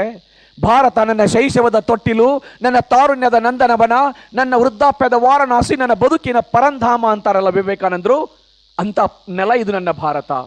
ಇಡೀ ಜಗವೆಲ್ಲ ಕತ್ತಲೆಯಿಂದ ತುಂಬಿ ಹೋಗಿರುವಾಗ, ಬೆಳಕು ಕಾಣದೆ ಕಂಗೆಟ್ಟಿರುವಾಗ, ನಮಗೆಲ್ಲ ದಾರಿ ತೋರುವ ಬೆಳಕು ಎಲ್ಲಿಂದ ಬರುತ್ತದೆ ಅಂತ ಬಂದು ಯಾರಾದರೂ ನನ್ನನ್ನು ಕೇಳಿದರೆ ನನ್ನ ಕೈ ಭಾರತದ ಕಡೆಗೆ ಹೋಗುತ್ತೆ ಅಂತ ಹೇಳ್ತಾರೆ ಜರ್ಮನಿಯ ಮ್ಯಾಕ್ಸ್ ಮುಲ್ಲರ್. ಅಂತ ನೆಲ ಇದು ನನ್ನ ಭಾರತ. ನಮಿಸಬೇಕು ನಾವುಗಳೆಲ್ಲ, ಈ ಪವಿತ್ರ ನೆಲದ ಭಾರತ ದೇಶದ ಮಕ್ಕಳು ನಾವುಗಳೆಲ್ಲ. ನಮಗೆ ಇಂಡಿ ತಾಲೂಕಿನ ಈ ಭವ್ಯ ಪರಂಪರೆ ಇದೆಯಲ್ಲ, ನಮ್ಮ ಮಕ್ಕಳ ತಲೆಯೊಳಗೆ ಒಂದಿಷ್ಟು ಸಲ್ಲದ ವಿಚಾರಗಳನ್ನು ತುಂಬಿ, ಇದು ಇಂಡಿ ತಾಲೂಕಿನ ಭೀಮಾ ತೀರದ ಈ ನೆಲ ಇದು ಹಂತಕರ ನೆಲವಲ್ಲ, ಇದು ಚಿಂತಕರ ನೆಲ, ಇದು ಅಧ್ಯಾತ್ಮದ ಬಹುದೊಡ್ಡ ಶಕ್ತಿಯಾಗಿರುವಂಥ ಪವಿತ್ರವಾದ ನೆಲ. ನಾವು ಈ ನೆಲದ ಮಕ್ಕಳು ಅನ್ನುವಂಥದ್ದು ಹೆಮ್ಮೆ ನಿಮಗಿರಬೇಕು. ಎಂತಹ ಶ್ರೇಷ್ಠ ವ್ಯಕ್ತಿಗಳಿಗೆ ಜನ್ಮ ಕೊಟ್ಟಿದೆ ಗೊತ್ತಾ ನಿಮಗೆ? ಅಗರಕೇಡದ ಆ ಜಾಗೀರ್ದಾರ್ ಮನೆತನದ ಲತಾ ಜಾಗೀರ್ದಾರ್ ಅವ್ರನ್ನ ಹಿಡ್ಕೊಂಡು 200 ಸಾಹಿತಿಗಳನ್ನು ಹುಟ್ಟಿರುವಂಥ ನೆಲ ಇದೆ ಅಲ್ವೇನ್ರಿ? ಇಲ್ಲಿ ದೈವ ಲೀಲೆಯೋ ಕಾನೆ, ಕರ್ಮ ಜಾಲವೋ ಕಾನೆ, ಅದು ಬುದ್ಧಿ ಆಚೆಗಿನ ಮಾತು. ಯಾರು ಏನೇ ಹೇಳಲಿ, ಪ್ರೀತಿ ಅಂತ ವಸ್ತುವನ್ನು ಜಗದಲ್ಲಿ ಕಾನೆ, ಅದು ಮನಗಂಡ ಮಾತು ಅಂತ ಹೇಳಿದ ಮಧುರ ಚೆನ್ನರು ಹುಟ್ಟಿದ ನೆಲ, ಸಿಂಪಿ ಲಿಂಗನ್ನವರು ಹುಟ್ಟಿದ ನೆಲ, ರೇವಪ್ಪ ಕಾಪ್ಸೆ ಹುಟ್ಟಿದ ನೆಲ, ಗುರುಲಿಂಗಪ್ಪ ಕಾಪ್ಸೆ ಅವರು ಹುಟ್ಟಿದಂಥ ನೆಲ. ಅದೆಂಥ ಬಹುದೊಡ್ಡ ಸಾಹಿತ್ಯಗಳ ಆಡಂಬರವಾಗಿರುವ ಈ ಪವಿತ್ರ ನೆಲದಲ್ಲ ನಾವು ಹುಟ್ಟಿದ್ದೇವೆ ಅನ್ನುವ ಹೆಮ್ಮೆ ನಿಮಗೆ ಮೊದಲು ಇರಬೇಕು. ಈ ದೇಶದ ಬಗ್ಗೆ ಹೆಮ್ಮೆಯನ್ನು ಇಟ್ಕೋಬೇಕು ಅನ್ನುವಂಥ ಮಾತನ್ನು ಹೇಳಿ, ದೇಶದ ಬಗ್ಗೆ ಮಾತನಾಡುವಾಗ ಇನ್ನೊಂದು ಮಾತು ನಿಮಗೆ ಹೇಳ್ತೇನೆ. ವಾಜಪೇಯಿ ಅನ್ನುವಂಥವ್ರು ಈ ದೇಶದ ಪ್ರಧಾನಮಂತ್ರಿ ಆಗಿದ್ದರು. ಅವರು ಒಂದು ಕವಿತೆಯನ್ನು ಬರೀತಾರೆ ಸ್ಟೂಡೆಂಟ್ಸ್, ನೀವೆಲ್ಲ ನೆನಪಿಟ್ಕೋಬೇಕು.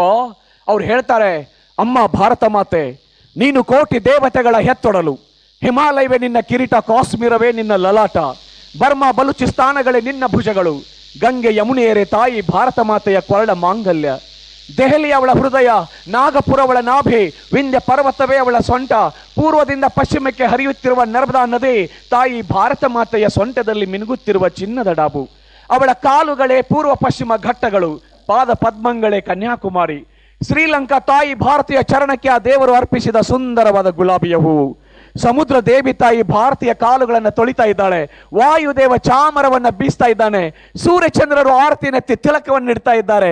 ಏ ವಂದನ್ ಕಿ ಭೂಮಿ ಹೈ, ಅಭಿನಂದನ್ ಕಿ ಭೂಮಿ ಹೈ, अर्पण की भूमि है और एकमात्र तर्पण की भूमि है, बिंदु बिंदु गंगा है, कंकर कंकर शंकर है, जिएंगे तो इसके लिए, मरेंगे तो इसके लिए. ನಾನು ಹುಟ್ಟೋದಾದ್ರೂ ಈ ದೇಶಕ್ಕಾಗಿ, ನಾನು ಸಾಯೋದಾದ್ರೂ ಈ ದೇಶಕ್ಕಾಗಿ. ಇಲ್ಲಿ ಹರಿಯುವ ನದಿಯ ನೀರಿನ ಹನಿ ಹನಿ ಕೂಡ ಪವಿತ್ರವಾದ ಗಂಗೆ, ಬಿದ್ದಿರುವ ಕಲ್ಲು ಕಲ್ಲುಗಳು ಆ ಶಂಕರ. ನಾನು ಇಲ್ಲಿ ಹುಟ್ಟಿ ಬರ್ತೇನೆ ಅಂತ ಆಶಿಸ್ತಾರಲ್ಲ, ನಿಮಗೆ ಆ ಪ್ರೀತಿ ಈ ದೇಶದ ಬಗ್ಗೆ ಇರಲಿ ಅನ್ನುವಂಥ ಮಾತನ್ನು ಈ ಸಂದರ್ಭದಲ್ಲಿ ಹೇಳಿ. ಸರ್, ನನಗೆ ಭಾಳ ಹೆಮ್ಮೆ ಇದೆ. ನಾವು ಮೃದು ವಚನಗಳೇ ಸಕಲ ಜಪಂಗಳು, ಮೃದು ವಚನಗಳೇ ಸಕಲ ತಪಂಗಳು, ಸದು ವಿನಯವೇ ಸದಾಶಿವನ ಒಲುಮೆ ಅಂತ ಬಸವಣ್ಣವರ ಮಾತುಗಳನ್ನು ನಮ್ಮ ಇವತ್ತಿನ ರಾಜಕೀಯ ನಾಯಕರುಗಳು ಹೇಳೋದನ್ನು ನೋಡಿದಾಗ ಬಸವಣ್ಣನೇ ಅವರ ರೂಪದಲ್ಲಿ ಇಳಿದು ಬಂದಿದ್ದಾನೆ ಅಂತ ಅನಿಸುತ್ತೆ. ಆದರೆ ಅದು ಎಲ್ಲವೂ ಕೂಡ ನನಗೆ ನಾನು ಕಂಡ ಹಾಗೆ ಒಂದು ನಿಷ್ಠುರವಾಗಿ ಮಾತನಾಡಬಹುದಾದರೆ, ಹಾಗೆ ಮಾತನಾಡುವವರೆಲ್ಲ ಅದು ಬಸವಣ್ಣವರ ಮಾತುಗಳು ಅವರ ಬಾಯೊಳಗಿನ ಎಲೆ ಅಡಿಕೆ ಆಗಿರ್ತದೆ.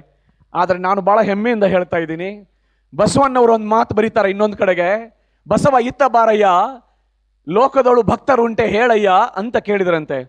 ಮತ್ತಾರು ಇಲ್ಲವಯ್ಯ, ಮತ್ತಾರು ಇಲ್ಲವಯ್ಯ, ಮತ್ತಾರು ಇಲ್ಲವಯ್ಯ ಅಂತ ಅಂದ್ರಂತೆ. ಹಾಗಿದ್ರೆ ಯಾರು ಭಕ್ತರು ಅಂತ ಕೇಳಿದ್ರೆ ಬಸವಣ್ಣ ಹೇಳ್ತಾರಂತೆ, ನಾನೊಬ್ಬನೇ ಭಕ್ತ, ನಾನೊಬ್ಬನೇ ಭಕ್ತ, ನಾನೊಬ್ಬನೇ ಭಕ್ತ ಅಂತ. ಆಗ ಅವ್ರಿಗೆ ಅನಿಸುತ್ತೆ, ಬಸವಣ್ಣವರಿಗೂ ಸ್ವಲ್ಪ ಅಹಂಕಾರ ಬಂತೇನೋ ಅಂತ ಅನಿಸ್ತದೆ. ಹಾಗಿದ್ರೆ ಉಳಿದವರೆಲ್ಲ ಯಾರು ಅಂತ ಕೇಳಿದರೆ, ಉಳಿದವರೆಲ್ಲ ಸಾಕ್ಷಾತ್ ಕೂಡಲ ಸಂಗನ ಶರಣರು ಅಂತ ಹೇಗೆ ಬಸವಣ್ಣ ಬರೀತಾರಲ್ಲ, ಹಾಗೆ ಬದುಕುವಂತಹ ಒಬ್ಬ ವ್ಯಕ್ತಿಗಳು ಯಶವಂತರಾಯ ಗೌಡ ಪಾಟೀಲ್ರನ್ನ ನಾನು ಇದುವರೆಗೆ ಅವರ ಜೊತೆಗೆ ಸಿಕ್ಕಿಲ್ಲ, ಆದರೆ ಬಹಳ ದೂರದಿಂದ ಅವರನ್ನು ನೋಡ್ತಾನೆ ಇದ್ದೀನಿ.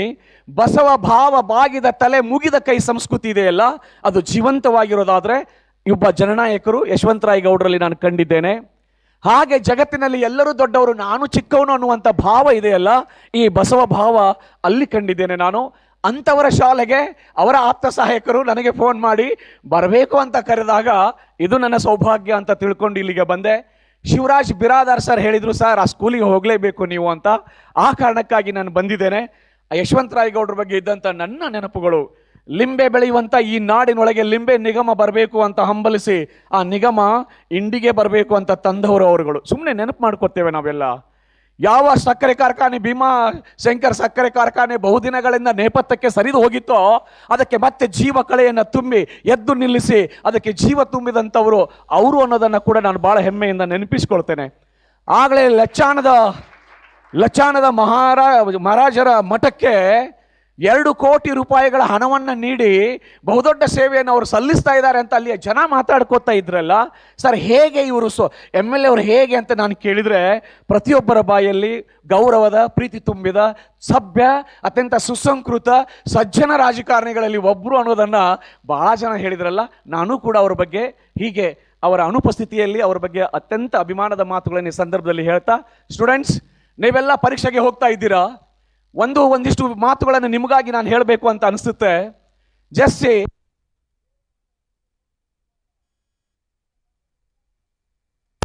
ಮೇಲೆ ಲೇಬಲ್ ಅನ್ನು ಕೊಟ್ಟು ಕಳಿಸಲಿಲ್ಲ. ದೇವರು ನಮ್ಮನ್ನ ಭೂಮಿಗೆ ಕಳಿಸುವಾಗ ಎಲ್ಲರಿಗೆ ಸ್ವಚ್ಛವಾದ ಪಾಠೆಯನ್ನು ಇಟ್ಟು ಕಳಿಸಿದ್ದಾನೆ. ಆದರೆ ಬರೆದುಕೊಳ್ಳುವಾಗ ಒಂದಿಷ್ಟು ಜನ ಸುಂದರವಾಗಿ ಬರ್ಕೊಳ್ತಾರೆ, ಇನ್ನೊಂದಿಷ್ಟು ಜನ ಪಾಟಿಯಲ್ಲಿ ಗೀಚಿ ಬಿಡ್ತಾರೆ. ಯಾರು ಸುಂದರವಾಗಿ ಬರೆದುಕೊಂಡಿದ್ದಾರಲ್ಲ ಅವರ ಭವಿಷ್ಯ ಉಜ್ವಲವಾಗ್ತದೆ. ಯಾರು ಆ ದೇವರು ಕಳಿಸಿದ ಈ ಸ್ವಚ್ಛ ಪಾಟಿಯೊಳಗೆ ಅಲ್ಲದ ವಿಚಾರಗಳನ್ನು ತುಂಬಿಕೊಂಡು ಗೀಚಿ ಬಿಟ್ಟಿದ್ದಾರಲ್ಲ ಅವರ ಬದುಕು ಹಾಳಾಗ್ತದೆ. ಹಾಗಿದ್ರೆ ದೇವರು ಯಾರಿಗೆ ಅನ್ಯಾಯ ಮಾಡಿಲ್ಲ, ನಿಮ್ಮನ್ನು ಸುಮ್ಮನೆ ಇಲ್ಲಿಗೆ ಕಳಿಸಿಲ್ಲ. ನಿಮ್ಮಿಂದ ಯಾವ ಒಂದು ಮಹಾ ಕಾರ್ಯವನ್ನು ಮಾಡಿಸಬೇಕಾಗಿದೆ ದೇವರಿಗೆ, ಅದಕ್ಕೆ ನಿಮ್ಮನ್ನ ಈ ಭೂಮಿಗೆ ಕಳಿಸಿಕೊಟ್ಟಿದ್ದಾನೆ. ಹೀಗಾಗಿ ಸ್ಟೂಡೆಂಟ್ಸ್, ನೀವು ಯಾರು ಕಡಿಮೆ ಅಲ್ಲ, ಯಾರು ಕೂಡ ದಡ್ರಲ್ಲ. ನಿಮಗೆ ಅದ್ಭುತವಾದ ಶಕ್ತಿ ದೇವರು ಕೊಟ್ಟು ಕಳಿಸಿದ್ದಾನೆ. ಒಂದು ಸ್ವಲ್ಪ ನೀವು ನಿಮ್ಮೊಳಗಿನ ನೋಡಿಕೊಂಡು ಏನಾದ್ರೂ ನೀವು ಎಷ್ಟು ಶಕ್ತಿ ಕೊಟ್ಟಿದ್ದಾನೆ ದೇವರು ಅಂತ ನೋಡ್ಕೊಳ್ಳೋದಕ್ಕೆ ನಿಮ್ಮಿಂದ ಸಾಧ್ಯ ಆಗೋದಾದ್ರೆ ಅತ್ಯಂತ ಬಹುದೊಡ್ಡ ಉಜ್ವಲವಾದ ಭವಿಷ್ಯ ನಿಮಗಾಗಿ ಇರ್ತದೆ ಅನ್ನುವಂತ ಮಾತುಗಳನ್ನ ಈ ಸಂದರ್ಭದಲ್ಲಿ ನಾನು ಹೇಳ್ತಾ, ಹುಡುಗ ಒಬ್ಬ ಓಡಿ ಬಂದ ಅಮ್ಮನಿಗೆ ಕೇಳ್ತಾನೆ, ಅಮ್ಮ ಅಮ್ಮ what is meant by dull ಅಂತ ಕೇಳ್ತಾನೆ. ಅಮ್ಮ ಹೇಳ್ತಾಳೆ ಡಲ್ ಅಂದ್ರೆ ಮೂರ್ಖ, ಅಯೋಗ್ಯ, ದಡ್ಡ ಅಂತ. ಮಗು ಮತ್ತೆ ಕೇಳುತ್ತೆ, ಅಮ್ಮ ಅಮ್ಮ what is meant by an adult egg ಅಂತ ಕೇಳುತ್ತೆ. ಅಮ್ಮ ಹೇಳ್ತಾಳೆ ಹಾಗಂದ್ರೆ ಕೊಳೆತ ಮೊಟ್ಟೆ, ಕೆಟ್ಟು ಹೋಗಿರುವ ತತ್ತಿ ಅಂತ. ಅಮ್ಮನಿಗೆ ಆಶ್ಚರ್ಯ ಆಗುತ್ತೆ, ನನ್ ಮಗ ಯಾವತ್ತು ಹೀಗೆ ಕೇಳ್ತಾ ಇರ್ಲಿಲ್ಲ, ಇವತ್ತು ಮಾತ್ರ ಹೀಗೆ ಕೇಳ್ತಾ ಇದ್ದಾನೆ ಅಂತ ಹೇಳ್ಬಿಟ್ಟು, ಯಾಕೋ ಮಗ ಹೀಗೆ ಕೇಳ್ತಾ ಇದೀಯಾ ಅಂತ ಅಮ್ಮ ಕೇಳ್ತಾಳೆ. ಪುಟ್ಟ ಮಗು ಸುಮ್ಮನೆ ಕೈ ಕಟ್ಕೊಂಡು ಹೇಳುತ್ತೆ, ಇಲ್ಲ ಅಮ್ಮ ಇವತ್ತು ಸ್ಕೂಲ್ ಅಲ್ಲಿ ಇದ್ದಾಗ ನನ್ನ ಟೀಚರ್ ನನ್ಗೆ ಡಲ್ ಅಂದ್ರು, ಏನ್ ಅಡಲ್ಟ್ ಎಗ್ ಅಂದ್ರು, ಅರ್ಥ ಗೊತ್ತಿಲ್ಲ ಅಮ್ಮ ಅದಕ್ಕೆ ಕೇಳ್ತಾ ಇದ್ದೀನಿ ಅಂತ. ಆ ತಾಯಿಯ ಕಣ್ಣಲ್ಲಿ ನೀರ್ ಬಂದ್ಬಿಡ್ತಾರೆ. 9 ತಿಂಗಳು ಹೊತ್ತು ಹೆತ್ತು ಸಾಕಿದಾಕೆ ತಾಯಿ ಅಲ್ವಾ? ತನ್ನ ಬಾಯೊಳಗಿನ ತುತ್ತನ್ನ ನಿಮ್ಮ ಬಾಯೊಳಗಿಟ್ಟು ಸಾಕಿದಾಕೆ ಅಮ್ಮ ಅಲ್ವಾ? ನಿಮ್ಮ ಕಾಲುಗಳಲ್ಲಿ ಮುಳ್ಳು ನಟ್ರೆ ಕಣ್ಣಲ್ಲೇ ಮುಳ್ಳು ನಟ್ಟಿರುವ ಹಾಗೆ ನೋವು ತಿಂದಾಕೆ ತಾಯಿ ಅಲ್ವಾ? ಅವಳ ಹೊಟ್ಟೆಯಲ್ಲಿ ಹುಟ್ಟಿರುವಂತ ಮಗನನ್ನ ಯಾರಾದ್ರೂ ಅಯೋಗ್ಯ, ದಡ್ಡ ಅಂತ ಬೈದ್ರೆ ನೋವಾಗೋದಿಲ್ವಾ? ತಾಯಿಗೆ ನೋವಾಗುತ್ತೆ, ಕಣ್ಣಲ್ಲಿ ನೀರು ಬರುತ್ತೆ. ಅಷ್ಟರಲ್ಲಿ ಪ್ರಿನ್ಸಿಪಾಲ್ ರಿಂದ ಒಂದು ಲೆಟರ್ ಬರುತ್ತೆ, your son is dull, he is unable to learn anything, ದಯವಿಟ್ಟು ಮನೆಗೆ ಕರ್ಕೊಂಡು ಹೋಗಿ ಅಂತ ಪ್ರಿನ್ಸಿಪಾಲ್ ಲೆಟರ್ ಬರುತ್ತೆ. ಆದ್ರೆ ಒಬ್ಬ ತಾಯಿ ಏನ್ ಮಾಡ್ತಾಳೆ ಗೊತ್ತಾ ಸ್ಟೂಡೆಂಟ್ಸ್? ಆ ಮಗುವಿನ ಕೈ ಹಿಡ್ಕೊತಾಳೆ, ಪ್ರಿನ್ಸಿಪಾಲ್ ಲೆಟರ್ ಹಿಡ್ಕೊತಾಳೆ, ಶಾಲೆ ಮುಂದೆ ಬರ್ತಾಳೆ, ಬಂದು ನಿಂತು ಹೇಳ್ತಾಳೆ, sir my son is not dull, you are dull, you are unable to teach my son. Sir ನನ್ನ ಮಗ ದಡ್ಡ ಇಲ್ಲ, ನನ್ನ ಮಗನಿಗೆ ಕಲಿಸುವ ಶಕ್ತಿ ನಿಮ್ಮೊಳಗಿಲ್ಲ. ಯಾವ ಮಗುವನ್ನ ದಡ್ಡ ಅಂತ ಹೊರಗೆ ಹಾಕಿದಿರೋ, ಯಾವ ಮಗುವನ್ನ ಅಯೋಗ್ಯ ಅಂತ ಹೊರಗೆ ಹಾಕಿದಿರೋ, ಆ ಮಗುವನ್ನ ಇಡೀ ಜಗತ್ತೇ ನೆನಪಿಟ್ಕೊಳ್ಳುವ ಹಾಗೆ ನಾನ್ ಮಾಡ್ತೇನೆ ಅಂತ ಹೇಳಿ ಒಬ್ಬ ತಾಯಿ ಚಾಲೆಂಜ್ ಮಾಡ್ತಾಳೆ. ಮಗುವನ್ನ ಮನೆ ಕರ್ಕೊಂಡ್ಬಂದು ಓದಿಸ್ತಾಳೆ. ಯಾವ ಮಗುವನ್ನ ರೋಗಿ ಅಂತ ಹೊರಗೆ ಹಾಕಿದ್ರು, ಯಾವ ಮಗುವನ್ನ ದಡ್ಡ ಅಂತ ಹೊರಗೆ ಹಾಕಿದ್ರು, ಯಾವ ಮಗುವನ್ನ ಅಯೋಗ್ಯ ಅಂತ ಹೊರಗೆ ಹಾಕಿದ್ರು, ಅದೇ ಮಗು ಬೆಳೆದು ದೊಡ್ಡವನಾಗಿ ಬಲ್ಬ್ ಕಂಡು ಹಿಡಿತಾನೆ. ಥಾಮಸ್ ಅಲ್ವಾ ಎಡಿಸನ್ ಅನ್ನುವಂತ ಒಬ್ಬ ಶ್ರೇಷ್ಠ ವಿಜ್ಞಾನಿ ಆಗ್ತಾನೆ. My question to you students, ಹಾಗಿದ್ರೆ ಥಾಮಸ್ ಅಲ್ವಾ ಎಡಿಸನ್ ದಡ್ಡ ಆಗಿದ್ನಾ? ಅವನು ದಡ್ಡ ಆಗಿದ್ದಿದ್ರೆ 1000 ಸಂಶೋಧನೆಗಳಿಗೆ ಪೇಟೆಂಟ್ ಮಾಡ್ಕೊಳ್ಳಿಕ್ಕೆ ಸಾಧ್ಯ ಆಗ್ತಾ ಇತ್ತಾ? ಜಸ್ಸಿ ನಿಮ್ಮೊಳಗೆ ಹಾಗೆ ಒಬ್ಬ ಥಾಮಸ್ ಅಲ್ವಾ ಎಡಿಸನ್ ಇರ್ಬಹುದಲ್ವಾ? ನಿಮಗೂ ಕೂಡ ಯಾರೋ ಒಬ್ರು ದಡ್ಡ ಹುಡುಗ, ಏನು ಎಂತ ಮಗ ಹುಟ್ಟಿಬಿಟ್ಟ ನನ್ನ ಹೊಟ್ಟೆಯೊಳಗೆ ಅಂತ ಅಂದಿರ್ಬಹುದಲ್ವಾ? ನಿಮ್ ತಂದೆ ತಾಯಿಗಳು ಬೈದಿರ್ಬಹುದಲ್ವಾ? ಟೀಚರ್ಸ್ ಕೂಡ ಡಲ್ ಬಾಯ್ ಅಂತ ನಿಮ್ಗೆ ಕರೆದಿರ್ಬಹುದಲ್ವಾ? ಆದ್ರೆ ನಾನು ಹೇಳ್ತೇನೆ, ಯಾವ್ದು ಆಕಸ್ಮಿಕವಾಗಿ ಟೀಚರ್ ಅಥವಾ ಪೇರೆಂಟ್ಸ್ ನಿಮಗೆ ದಡ್ಡ ಅಂದಿರಬಹುದು, ಆದ್ರೆ ಅದೇ ದಡ್ಡನೇ ಒಬ್ಬ ಥಾಮಸ್ ಅಲ್ವಾ ಎಡಿಸನ್ ಆಗ್ಲಿಕ್ಕೆ ಸಾಧ್ಯತೆ ಇದೆ ಅನ್ನೋದಕ್ಕೆ ಈ ಉದಾಹರಣೆ ನಿಮ್ಮ ಕಣ್ಮುಂದಿದೆ. ಸ್ಟೂಡೆಂಟ್ಸ್, ಮನಸ್ಸು ಮಾಡಿ, ನೀವು ಗೆಲ್ಲಬೇಕು. ಹೇಗೆ ಅಂದ್ರೆ, ಯಾವ ತಂದೆ ತಾಯಿಗಳು ನಿಮಗಾಗಿ, ನಿಮ್ಮ ಭವಿಷ್ಯಕ್ಕಾಗಿ ತಮ್ಮ ಸರ್ವಸ್ವವನ್ನೆಲ್ಲ ತ್ಯಾಗ ಮಾಡಿದಾರಲ್ಲ. ನನ್ನ ಮೈ ಮೇಲೆ ಹರಿದ ಬಟ್ಟೆ ಇದ್ದರೂ ಚಿಂತೆ ಇಲ್ಲ, ನನ್ನ ಮಕ್ಕಳ ಮೇಲೆ ಸುಂದರವಾದ ಬಟ್ಟೆಗಳು ಇರಬೇಕು, ನನ್ನ ಮಗ ರಾಜ್ಕುಮಾರ್ ತರ ಕಾಣ್ಬೇಕು, ನನ್ನ ಮಗಳು ರಾಜ್ಕುಮಾರಿ ತರ ಇರಬೇಕು ಅಂತ ಹೇಳಿ ಒಳ್ಳೆ ಬಟ್ಟೆಯನ್ನು ತಕ್ಕೊಳ್ಳಿಲ್ವಾ ನಿಮಗೆ? ನನ್ನ ಕಾಲುಗಳಲ್ಲಿ ಹರಿದ ಚಪ್ಪಲಿ ಇದ್ರೂ ಚಿಂತೆ ಇಲ್ಲ, ನನ್ನ ಮಕ್ಕಳ ಕಾಲುಗಳಲ್ಲಿ ಬ್ರಾಂಡೆಡ್ ಶೂಸ್ಗಳು ಇರಬೇಕು ಅಂತ ಹೇಳಿ ನಿಮಗೆ ಚಪ್ಪಲಿಗಳನ್ನ ಕೊಡಿಸ್ಲಿಲ್ವಾ? ಸ್ಟೂಡೆಂಟ್ಸ್, ಯೋಚನೆ ಮಾಡಿ. ಅಷ್ಟು ಕನಸುಗಳನ್ನ ಕಟ್ಕೊಂಡು ನನ್ನ ಮಕ್ಕಳಿಂದಾಗಿ, ನನ್ನ ಮಗಳಿಂದಾಗಿ ನನ್ನ ಮನೆಯ ಕೀರ್ತಿ ಬೇರೆ ಆಗುತ್ತೆ, ನನ್ನ ಮನೆ ಇಮೇಜ್ ಚೇಂಜ್ ಆಗುತ್ತೆ. ಎಷ್ಟು ಕಷ್ಟವಾದ್ರೂ ಚಿಂತೆ ಇಲ್ಲ, ಕೂಲಿ ಮಾಡಿದ್ರು ಚಿಂತೆ ಇಲ್ಲ, ನನ್ನ ಮಕ್ಕಳು ಕುದುರೆ ಹತ್ತಿ ಮೆರಿಬೇಕು ಅಂತ ಹೇಳಿ ಕನಸು ಕಂಡು ನಿಮ್ಮ ಪಾಲಕರು ನಿಮ್ಮನ್ನ ಶಾಲೆಗೆ ಕಳಿಸಿದ್ದಾರೆ ಅಲ್ವಾ? ಸ್ಟೂಡೆಂಟ್ಸ್, ಏನ್ ಮಾಡ್ತಾ ಇದ್ದೀರಿ ನೀವೆಲ್ಲ? ಒಂದು ಸಾರಿ ನಿಮ್ಮನ್ನೇ ನೀವು ಪ್ರಶ್ನೆ ಮಾಡ್ಕೊಳ್ಳಿ. ನಿಮ್ಮ ತಂದೆ ತಾಯಿಗಳ ಕಣ್ಣುಗಳಿಗೆ ಮಣ್ಣು ಹಾಕ್ತಾ ಇದ್ದೀರಾ? ನಿಮ್ಮ ಟೀಚರ್ಸ್ ಕಣ್ಣುಗಳಿಗೆ ಮಣ್ಣು ಹಾಕ್ತಾ ಇದ್ದೀರಾ? ಹಾಗಿದ್ರೆ ನೀವು ಅನ್ಕೊಂಡಿದ್ದೀರಿ ನಿಮ್ಮ ತಂದೆ ತಾಯಿಗಳಿಗೆ ಗೊತ್ತಿರದ ಹಾಗೆ ನಾನು ಮೊಬೈಲ್ ನಲ್ಲಿ ಮುಳುಗಿ ಚಾಟಿಂಗ್ ಮಾಡ್ತಾ hello hi good morning good night message ಗಳನ್ನ ಕಳಿಸ್ತಾ ಸಮಯವನ್ನ ನಿರ್ದಾಕ್ಷಿಣ್ಯವಾಗಿ ಕೊಂದು ಹಾಕ್ತಾ ಇದ್ದೀರಲ್ಲ. ನೀವು ನಿಮ್ಮ ತಂದೆಗಳ ಕಣ್ಣುಗಳಿಗೆ ಮಣ್ಣೆರಚಬಹುದು ಸ್ಟೂಡೆಂಟ್ಸ್, ಆದರೆ ನಿನ್ನೊಳಗೆ ಒಂದು ಆತ್ಮ ಇದೆ ಅಲ್ಲ, ಅದು ಆತ್ಮದ ಕಣ್ಣಿಗೆ ನೀವೆಂದು ಮಣ್ಣೆರಚೋದಕ್ಕೆ ಸಾಧ್ಯವಿಲ್ಲ. ಓದುವವರ ಹಾಗೆ ನಾಟಕ ಮಾಡಬಹುದು ಸ್ಟೂಡೆಂಟ್ಸ್, ನೀವುಗಳೆಲ್ಲ ಟೀಚರ್ಸ್ ಗಳಿಗೆ ಕಣ್ಣೊಳಗೆ ಮಣ್ಣು ಹಾಕ್ಬಹುದು. ಆದರೆ ನೀವೆಲ್ಲ ಅನ್ಕೊಂಡಿದ್ದೀರಲ್ಲ, ನೀವು ನಿಮ್ಮ ಬೈ ಮೇಲೆ ನೀವೇ ಮಣ್ಣು ಹಾಕೋತಾ ಇದ್ದೀರಿ ಹೊರತು ನಿಮ್ಮ ತಂದೆ ತಾಯಿಗಳಿಗೆ ಅಲ್ಲ, ನಿಮ್ಮ ಟೀಚರ್ಸ್ಗೆ ಅಲ್ಲ ಸ್ಟೂಡೆಂಟ್ಸ್. ಇವತ್ತು ಮನಸ್ಸು ಮಾಡಿ ಸಂಕಲ್ಪ ಮಾಡಿ, ಉಳಿದಿರುವ ದಿನಗಳಲ್ಲಿ ಒಂದು ಕ್ಷಣ ಕೂಡ ನಾನು ಹಾಳು ಮಾಡೋದಕ್ಕೆ ಬಿಡೋದಿಲ್ಲ. ಹಚ್ಚಬೇಡಿ ಸರಿ, ನಾನು ಹಾಳು ಮಾಡೋದಕ್ಕೆ ಬಿಡೋದಿಲ್ಲ.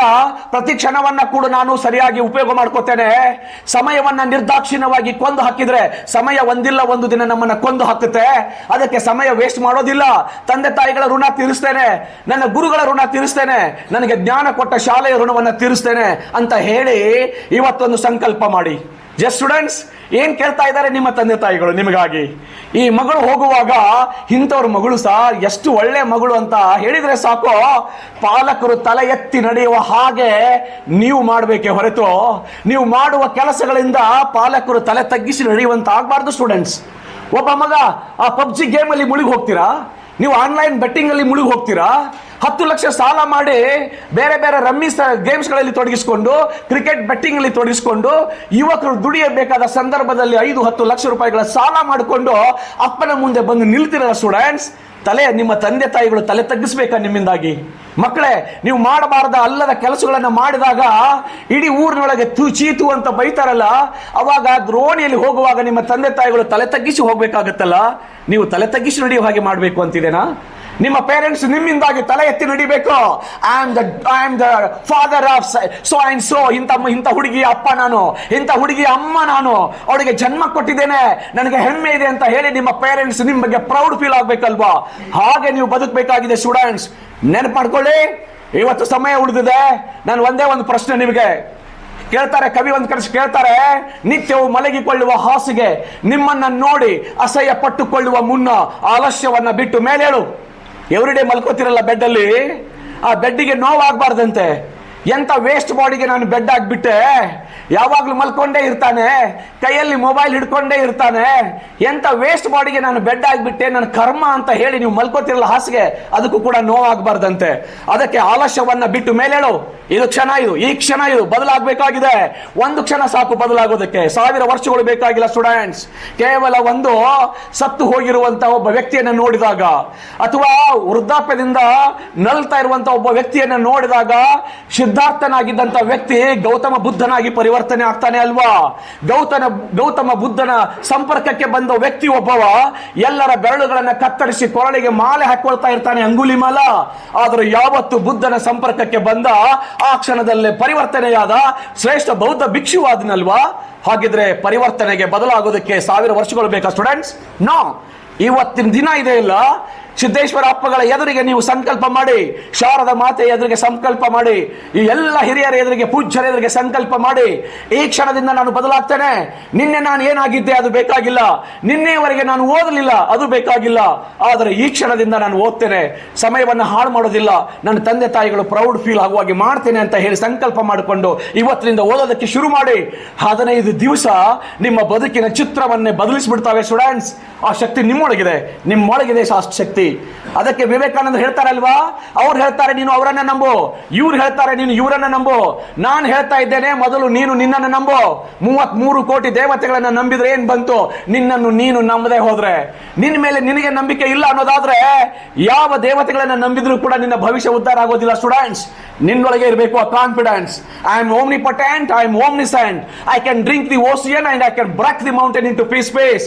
ನಾನು ಸರ್ವಶಕ್ತ, ನಾನು ಸರ್ವಜ್ಞ, ಬೆಟ್ಟವನ್ನ ಕುಟ್ಟಿ ಪುಡಿ ಮಾಡಬಲ್ಲೆ, ಸಮುದ್ರದ ನೀರನ್ನೆಲ್ಲ ಕುಡಿದು ಬಿಡಬಲ್ಲೆ ಅಂತ ಅದ್ಭುತವಾದ ಶಕ್ತಿ ನಿನ್ನೊಳಗಿದೆ ಅಂತ ವಿವೇಕಾನಂದರು ಹೇಳಿದಾರಲ್ಲ ಸ್ಟೂಡೆಂಟ್ಸ್. ಇವತ್ತು ಮನಸ್ಸು ಮಾಡ್ಕೊಳ್ಳಿ, ನೀವು ಯಾರು ಕಡಿಮೆ ಅಲ್ಲ. ದೇವರು ನಿಮಗೆ ರೆಕ್ಕೆಗಳನ್ನ ಇಟ್ಟು ಕಳಿಸಿದ್ದಾನೆ. ಆ ರೆಕ್ಕೆಗಳನ್ನ ಕಟ್ಕೊಂಡು ನೀವು ನೆಲದ ಮೇಲೆ ಬಿದ್ದು ಉಳ್ಳಾಡಕ್ಕೆ ಬಂದವರಲ್ಲ. ಆ ಭರವಸೆ ಮತ್ತು ನಂಬಿಕೆ, ಆತ್ಮವಿಶ್ವಾಸದ ರೆಕ್ಕೆಗಳನ್ನ ಕಟ್ಕೊಂಡು ಮುಗಿಲಿನ ಎತ್ತರಕ್ಕೆ ಹಾರೋದಕ್ಕೆ ಬಂದಂತವ್ರು ನೀವುಗಳೆಲ್ಲ. ನೆಲದ ಮೇಲೆ ಬಿದ್ದು ಒದ್ದಾಡ್ತೀರಾ ಸ್ಟೂಡೆಂಟ್ಸ್ ನೀವೆಲ್ಲ? ಹಾರಬೇಕಲ್ವಾ ನೀವು? ದೇವರು ನಿಮಗೆ ರೆಕ್ಕೆ ಕೊಟ್ಟು ಕಳಿಸ್ಲಿಲ್ವಾ? ಆ ರೆಕ್ಕೆಗಳನ್ನ ಕಟ್ಕೊಂಡು ಹಾರಬೇಕು ಸ್ಟೂಡೆಂಟ್ಸ್. ನೀವು ಹಾರಬೇಕು. ನೀವು ಹಾರೋದನ್ನು ನೋಡಿ ನಾವು ಖುಷಿ ಪಡಬೇಕು. ನೀವೆಲ್ಲ ಸಾಧನೆ ಮಾಡಿದಾಗ ಬಂದು ನಾವು ಸನ್ಮಾನಿಸಬೇಕು. ಈ ಶಾಲೆಯ ಸ್ಟೂಡೆಂಟು ಅಂತ ಹೇಳಿ ಅಭಿನಂದಿಸಬೇಕು ಅಂತ ನಾವೆಲ್ಲ ಕಾಯ್ತಾ ಇರ್ತೇವೆ ಸ್ಟೂಡೆಂಟ್ಸ್ ನಿಮಗಾಗಿ. ಹಾಗಾಗಿ ನಿಮ್ಮಿಂದ ಈ ಸಾಧನೆ ಬರಲಿ ಅನ್ನುವಂಥ ಮಾತುಗಳನ್ನ ಈ ಸಂದರ್ಭದಲ್ಲಿ ನಿಮ್ಮ ಜೊತೆಗೆ ನಾನು ಹಂಚಿಕೊಳ್ತಾ, ಜಸ್ಸಿ, ಸವಿತಾ ಗೋಟ್ಯಾಳ್, ಅಶ್ವಿನಿ ಗೋಟ್ಯಾಳ್ ಅವರೆಲ್ಲ ಇದೇ ನೆಲದಿಂದ ಹೊರಟಾರೆ ಅಲ್ವಾ? ಇಬ್ಬರು ಹೆಣ್ಮಕ್ಳು ಸರ್ಕಾರಿ ಶಾಲೆಯಲ್ಲಿ ಓದಲಿಲ್ವಾ ಅವರು? ಹಾಗೆ ಓದಿದಂಥವ್ರು ಒಬ್ರು IAS ಆಗ್ತಾರೆ, ಇನ್ನೊಬ್ರು ಇವತ್ತು IPS ಆಗಿ SP ಆಗಿ ಸೇವೆ ಸಲ್ಲಿಸ್ತಾ ಇದ್ದಾರೆ ಇನ್ನು ಬೇರೆ ಸ್ಟೇಟಲ್ಲಿ. ಅವ್ರ ತಂಗಿ ಒಬ್ರು ಕೂಡ IAS ಅಲ್ಲಿ ಇನ್ನೊಂದು ಬ್ರಾಂಚ್ ಯಾವುದೋ ಇದರಲ್ಲಿ ಪಾಸ್ ಆಗಿದ್ದಾರೆ ಅಲ್ವಾ? ಇಬ್ಬರು ಸಹೋದರಿಯರು IAS ಮಾಡ್ಕೊಳ್ಳೋಕ್ಕೆ ಸಾಧ್ಯ ಆಗುತ್ತೆ ಅನ್ನೋದಾದ್ರೆ ನಿಮ್ಮಿಂದ ಯಾಕೆ ಸಾಧ್ಯವಿಲ್ಲ? ಯೋಚನೆ ಮಾಡಿ. ಜಸ್ಸಿ ಸ್ಟೂಡೆಂಟ್ಸ್, ನಾನು ತಾಳಿಕೋಟೆ ಒಳಗಿದ್ದೆ, ಒಂದು ಹುಡುಗ ಅಲ್ಲಿ ಸ್ಕೂಲಲ್ಲಿ ಓದ್ತಾ ಇತ್ತು, ಹೀಗೆ ಎರಡೆರಡು ಸ್ಕೂಲ್, ಅದು ಕಾಸ್ಕತೇಶ್ವರ ಹೆಸರಿನ ಶಾಲೆ. ಅಲ್ಲಿ ಓದ್ತಾ ಇರುವಂತ ಹುಡುಗ ಅವನು ಏನ್ ಮಾಡ್ತಾ ಇದ್ದ ಗೊತ್ತಾ ನಿಮಗೆ? ಅವನ ಮನೆ ಇದ್ದದ್ದು ಆಶ್ರಯ ಕಾಲನಿ ಒಳಗೆ. ಜಸ್ಸಿ, ಆಶ್ರಯ ಕಾಲನಿಯಲ್ಲಿ ಇದ್ದಾನೆ ಅಂದ್ರೆ ಅವನಿಗೆ ಬಡತನ ಇದೆ. ತಂದೆ ಸತ್ತು ಹೋಗಿದ್ದಾರೆ, ತಾಯಿ ಮಾತ್ರ ಇದ್ದಾರೆ. ತಾಯಿ ಆ ಸಂಧಿ ಅಂಗಡಿ ಅಂತ ಏನು ಲಕ್ಷ್ಮಿ ಕ್ಲಾತ್ ಸ್ಟೋರ್ ಇದೆಯಲ್ಲ, ಅಲ್ಲಿ ಸೇಲ್ಸ್ ವುಮೆನ್ ಆಗಿ ಕೆಲಸ ಮಾಡ್ತಾ ಇದ್ಳು. ಈ ಹುಡುಗನಿಗೆ ಶನಿವಾರ ರವಿವಾರ ಬಂದ್ರೆ ಸೇಲ್ಸ್ ಬಾಯ್ ಆಗಿ ಆ ಅಂಗಡಿನಲ್ಲಿ ಕೆಲಸ ಮಾಡ್ತಾ ಇದ್ದ. ಏಪ್ರಿಲ್ ಮೇ ರಜೆ ಬಂದ್ರೆ ಹೋಗಿ ಸೇಲ್ಸ್ ಬಾಯ್ ಆಗಿ ಕೆಲಸ ಮಾಡಿ ತನಗೆ ಬೇಕಾದಂತ ಬಟ್ಟೆಗೆ ಬೇಕಾದ ಹಣ, ಪುಸ್ತಕಕ್ಕೆ ಬೇಕಾದ ಹಣವನ್ನ ಆತ ಗಳಿಸ್ತಾ ಇದ್ದ. ಹಾಗೆ ಮಾಡಿದ ಹುಡುಗ SSLC ನಲ್ಲಿ 98% ಮಾಡಿದ. ಅವನಿಗೆ ಒಂದು ಚಿಕ್ಕಾಸು ಇಲ್ದೇನೆ ಒಂದು ಒಳ್ಳೆಯ ಕಾಲೇಜು ಆ ಹುಡುಗನಿಗೆ ಅಡ್ಮಿಷನ್ ಕೊಡ್ತದೆ. ಅಲ್ಲಿ ಅಡ್ಮಿಷನ್ ಪಡ್ಕೊಂಡ ಹುಡುಗ ಅಧ್ಯಯನ ಮಾಡ್ತಾನೆ, ಭಕ್ತಿಯಿಂದ ಶ್ರದ್ಧೆಯಿಂದ ಓದ್ತಾನೆ. ಯಾವ ಬಡವರ ಮನೆಯ ಮಕ್ಕಳಾದ್ರೂ ಚಿಂತೆ ಇಲ್ಲ. ಎಲ್ಲಿ ಪ್ರತಿಭೆಗಳು ಬಡವರ ಮನೆಯಲ್ಲಿ ಹುಟ್ಟುತ್ತವೆ, ಅರಮನೆಯೊಳಗೆ ಸಾಯಬೇಕು ಅಂದ್ರೆ ಅರಮನೆಯೊಳಗೆ ಹೋಗಿ ರಾಜನಾಗಬೇಕು ನೀವೆಲ್ಲ, ಹಾಗೆ ಆಗ್ಬೇಕು ಅಂತ ಹೇಳ್ತಾರಲ್ವಾ? ಹಾಗೆ ಆ ಹುಡುಗ MBBS MS ರಾಮಯ್ಯ ಕಾಲೇಜಲ್ಲಿ ಸಿಂಗಲ್ NP ಡೊನೇಷನ್ ಇಲ್ದೇನೆ ಫ್ರೀ ಆಗಿ ಸೀಟ್ ತಗೊಂಡ. MBBS ಮುಗಿಸ್ಕೊಂಡ. ಇವತ್ತು MDಗೂ ಕೂಡ ಫ್ರೀ ಆಗಿ ಸೀಟ್ ತಗೊಂಡ. ಆಶ್ರಯ ಕಾಲನಿಯಲ್ಲಿ ಬಡವರ ಗುಡಿಸಲಲ್ಲಿ ಹುಟ್ಟಿದ ಹುಡುಗನೊಬ್ಬ ಇವತ್ತು MD ಆಗಿ ಡಾಕ್ಟರ್ ದೇವಶೆಟ್ಟಿ ಅಂತ ಹೇಳಿ ಹುಡುಗ ಇವತ್ತು ಸಾಧನೆ ಮಾಡ್ತಾನೆ ಅನ್ನೋದಾದ್ರೆ ನಿಮಗೇನಾಗಿದೆ?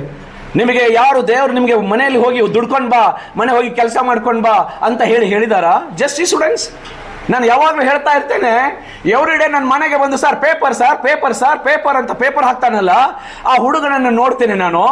ಬೆಳಗ್ಗೆ ಬಂದು ಮನೆಗೆ ಸೈಕಲ್ ತಗೊಂಡು ಪೇಪರ್ ಹಾಕಿ ಆಮೇಲೆ 10 ಗಂಟೆಗೆ ಸ್ಕೂಲಿಗೆ ಹೋಗುವಂತ ಸ್ಟೂಡೆಂಟ್ಸ್ಗಳನ್ನು ನಾನು ನೋಡಿದ್ದೇನೆ. ಎವ್ರಿ ಡೇ ನನ್ನ ಮನೆಗೆ ಬಂದು ಹಾಲು ಸರ್ ಅಂತ ಹೇಳಿ ಸೈಕಲ್ ತಗೊಂಡು ಬಂದು ಮನೆಗೆ ಹಾಲು ಹಾಕಿ ಆಮೇಲೆ ಸ್ಕೂಲಿಗೆ ಹೋಗುವಂತ ಮಕ್ಕಳಿದ್ದಾರೆ, ಅವ್ರು ನೋಡಿದ್ದೀನಿ. ಯಾವ್ದಾದ್ರು ಚಿಕ್ಕ ಹೋಟೆಲ್ ಟೀ ಕುಡಿಬೇಕು ಅಂತ ಹೋಗ್ತೀವಲ್ಲ, ಸಣ್ಣ ಮಕ್ಕಳು ಬಂದು ಸರ್ ಟೀ ಬೇಕಾ ಸರ್, ಕಾಫಿ ಸರ್ ಬೇಕಾ ಸರ್ ಅಂತ ಕೇಳ್ತಾನೆ. ಕೇವಲ 8-9 ವರ್ಷದ ಮಗು ನಿಮ್ಮ ಹಾಗೆ ಶೂಸ್ ಹಾಕೊಂಡು, ಟೈ ಕಟ್ಕೊಂಡು, ಯೂನಿಫಾರ್ಮ್ ಹಾಕೊಂಡು ಶಾಲೆ ಕಲಿಬೇಕು ಅಂತ ಹಂಬಲಿಸುವಂತ ಮಗನಿಗೆ ಕಲಿಸುವಂತಹ ಶಕ್ತಿ ಇಲ್ಲದೆ ಕಾರಣಕ್ಕೆ ಯಾವುದೋ ಹೋಟೆಲ್ ಅಲ್ಲಿ ಪಾತ್ರೆ ತೊಳೆಯೋದಕ್ಕೆ ಟೀ ಕಾಫಿ ಸರ್ ಅಂತ ಲೇಬರ್ ಆಗಿ ಕೆಲಸ ಮಾಡುವಂತ ಹುಡುಗರನ್ನು ನೋಡಿದಾಗ ನನಗೆ ಯಾವಾಗ್ಲೂ ಅನಿಸುತ್ತೆ, ನೀವೆಲ್ಲ ಎಷ್ಟು ಅದೃಷ್ಟವಂತರು ಅಂತ. ಇಂಥ ಶಾಲೆಗಳಿಗೆ ಓದ್ತಾ ಇದ್ದೀರಾ, ಏನು ಕೆಲಸ ಮಾಡಬೇಡಿ, ಓದೋದೊಂದೇ ಕೆಲಸ. ಓದಬೇಕು ಅಷ್ಟೇನೆ.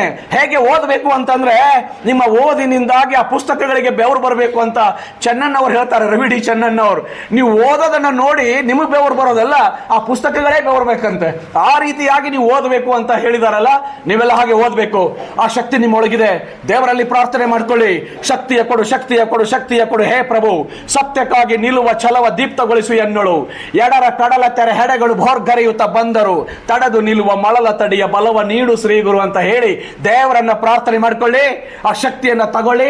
ನೀವು ಸಾಧನೆ ಮಾಡೋದಕ್ಕೆ ಸಿದ್ಧರಾಗಿ, ದೇವರು ನಿಮ್ ಜೊತೆಗೆ ನಿಲ್ತಾನೆ. ಯಾರು ಪ್ರಯತ್ನ ಮಾಡ್ತಾರೆ ಅವ್ರ ಜೊತೆಗೆ ದೇವರು ಇರ್ತಾರೆ.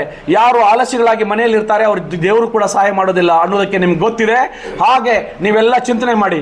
9 ಸ್ಟೂಡೆಂಟ್ಸ್ ಎಲ್ಲ ಇದ್ದೀರಿ ನೀವು. कुछ किए बिना ही जय जयकार नहीं मिलता, कोशिश करने वालों की हार कभी नहीं होता ಅಂತ ಕೇಳಿಲ್ವಾ? ಹಾಡ ಇದೆಯಲ್ಲ ನಿಮಗೆ ಹಿಂದಿನಲ್ಲಿ. ಹಾಗಿದ್ರೆ ಏನು ಮಾಡದೆ, ಪ್ರಯತ್ನ ಮಾಡದೆ ಯಾರು ನಿಮಗೆ ಜೈ ಜಯಕಾರ ಹಾಕೋದಿಲ್ಲ. ಆದ್ರೆ ಜೈ ಜಯಕಾರ ನಿಮಗೆ ಆಗ್ತದೆ ಅಲ್ಲ, ಯಾರು ಪ್ರಯತ್ನ ಮಾಡ್ತಾರೆ ಅವ್ರಿಗೆ ಕೋಶಿಶ್ ಕರ್ನೆ ವಾಲೋಂಕಿ ಕವಿ ಹಾರ್ ನಹಿ ಹೋತಿ ಅಂತ ಹೇಳಿದ್ದಾರೆ.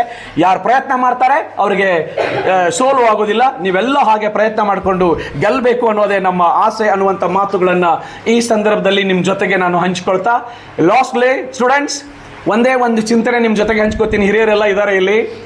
ನಮ್ಮ ಶಾಲೆಗಳು ಇವತ್ತು ಏನು ಮಾಡ್ತಾ ಇದ್ದಾವೆ ಅಂದರೆ ನಮ್ಮನ್ನು ಬುದ್ಧಿವಂತರನ್ನಾಗಿ ಸೃಷ್ಟಿ ಮಾಡ್ತಾ ಇದ್ದಾವೆ.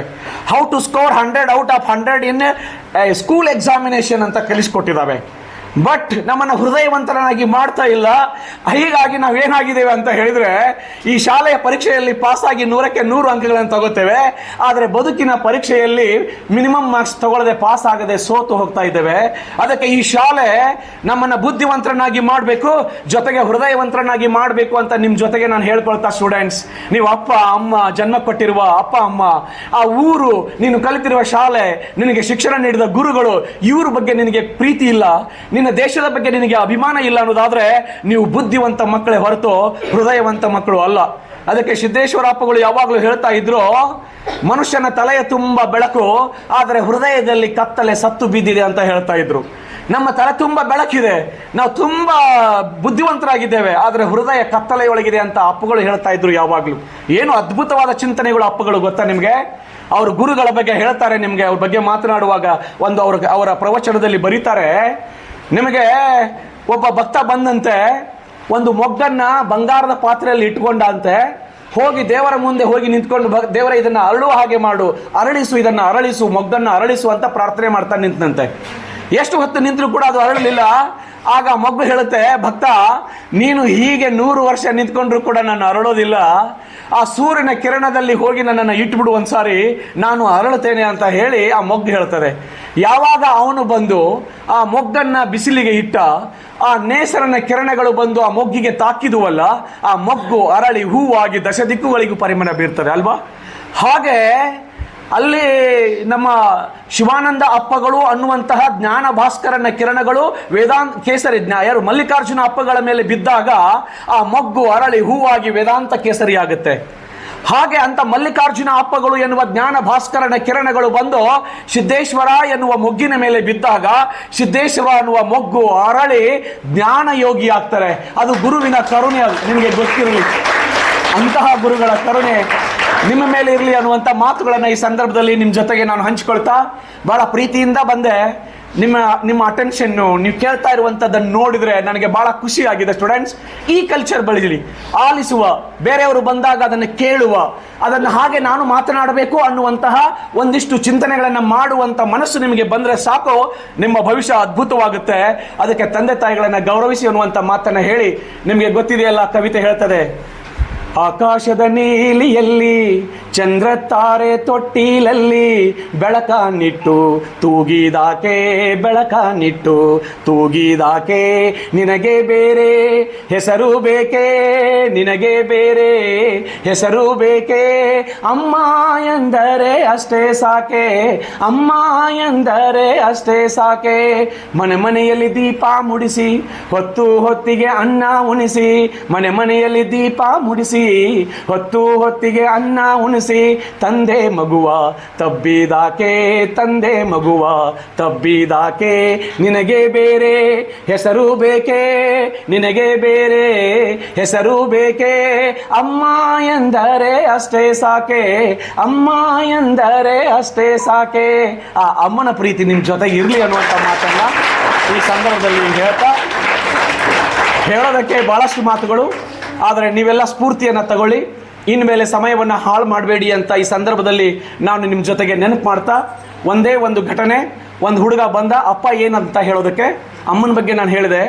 ಅಪ್ಪ ಬಂದ, ಅಪ್ಪನಿಗೆ ಬಂದು, ಅಪ್ಪ ನಾನು IAS ಮಾಡಬೇಕು ಅಂತ ಆಸೆ ಆಗಿದೆ, ನನಗೆ ಬುಕ್ಸ್ ತೊಗೊಳೋದಕ್ಕೆ ಹಣ ಬೇಕಾಗಿದೆ, ಕೊಡು ಅಪ್ಪ ಅಂತ ಅಪ್ಪನಿಗೆ ಕೇಳ್ತಾನೆ. ಅಪ್ಪ ಏನು ಹೇಳ್ತಾನೆ ಗೊತ್ತಾ ಸ್ಟೂಡೆಂಟ್ಸ್?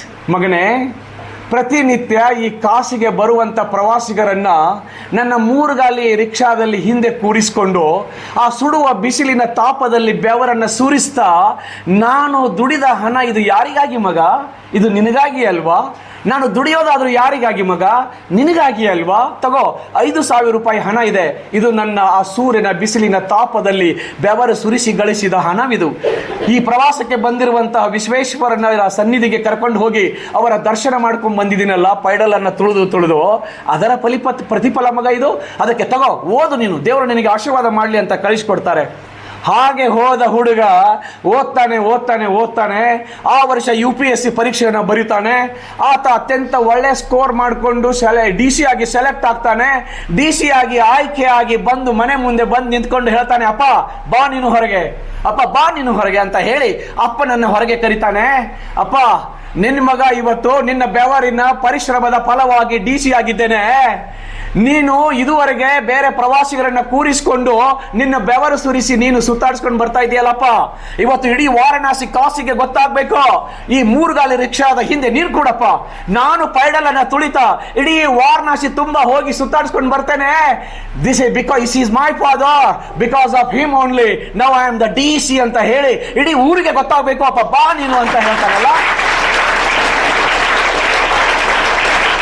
ಹಾಗೆ ನೀವು ಸ್ಟೂಡೆಂಟ್ಸ್ ತಂದೆಯ ಋಣ ತೀರಿಸಬೇಕು.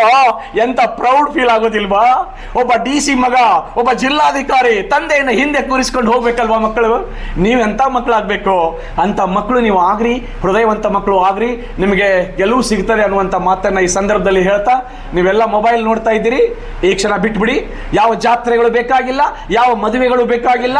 ಪರೀಕ್ಷೆ ಮುಗಿಯುವವರೆಗೆ ನನ್ನ ಯಾವ ಫ್ರೆಂಡ್ಶಿಪ್ ಇಲ್ಲ, ಯಾವ ಕ್ರಿಕೆಟ್ ಬ್ಯಾಟು ಇಲ್ಲ, ನೋ ನಥಿಂಗ್. ಓನ್ಲಿ ಬರೀ ಫೋಕಸಿಂಗ್ ಎಲ್ಲಿಗೆ? ಹೇಗೆ ಅರ್ಜುನ ಹೇಳಿದ್ನಲ್ಲ, ಯಾರಿಗೆ? ದ್ರೋಣಾಚಾರ್ಯರಿಗೆ. ಏನ್ ಕಾಣಿಸ್ತದೆ ಗಿಡದ ಮೇಲೆ ಅಂತ ಕೇಳಿದ್ರೆ, ಬೇರೆಯವರೆಲ್ಲ ಗಿಡದ ಕೊಂಬೆ ಕಾಣಿಸ್ತವೆ, ಅಲ್ಲಿ ಹಣ್ಣು ಕಾಣಿಸ್ತದೆ, ಅಲ್ಲಿ ಇನ್ನೇನೋ ಕಾಣಿಸ್ತದೆ ಅಂತ ಹೇಳ್ತಿದ್ರೆ, ಅರ್ಜುನ ಏನ್ ಕಾಣಿಸ್ತದೆ ನಿನಗೆ ಅಂತ ಕೇಳಿದ್ರೆ, ಗುರುವರ್ಯ, ಹಕ್ಕಿಯ ಅಕ್ಷಿ ಅಲ್ಲದೆ ಮತ್ತೇನು ಕಾಣದು ಗುರುವರ್ಯ ಅಂತ ಹೇಳ್ತಾನೆ. ಯಾರು? ಅರ್ಜುನ. ಅಲ್ಲಿ ಹಕ್ಕಿ ಕಾಣಿಸ್ತಾ ಇದೆ ಅಂತ ಹೇಳಿಲ್ಲ, ಕೇವಲ ಹಕ್ಕಿಯ ಕಣ್ಣು ಮಾತ್ರ ಕಾಣಿಸ್ತಾ ಇದೆ ಅಂತ ಹೇಳ್ತಾನಲ್ಲ. ಹಾಗೆ ನಿಮಗೆ ಕೇವಲ SSLC ಪರೀಕ್ಷೆ ಕಾಣಿಸ್ತಾ ಇರಬೇಕು. ಅತ್ತಲ್ಲಿತ್ತ ಹೋಗದಂತೆ ಹೆಳವನ ಮಾಡಯ್ಯ ತಂದೆ. ನಾನು ಹೋದ್ರೆ ಲೈಬ್ರರಿಗೆ ಹೋಗ್ಬೇಕು, ನಾನು ಹೋದರೆ ಗುರುಗಳ ಬಳಿಗೆ ಹೋಗ್ಬೇಕು. ಹಾಗೆ ನೀನು ನನಗೆ ದೇವರೇ ನನ್ನನ್ನು ಇರಿಸುವಂತ ಬಸವನ್ನ ಕೇಳ್ಕೊತಾನೆ. ಅತ್ತ ಸುತ್ತಿ ಸುಳಿದು ನೋಡದಂತೆ ಅಂಧಕನ ಮಾಡಯ್ಯ ತಂದೆ.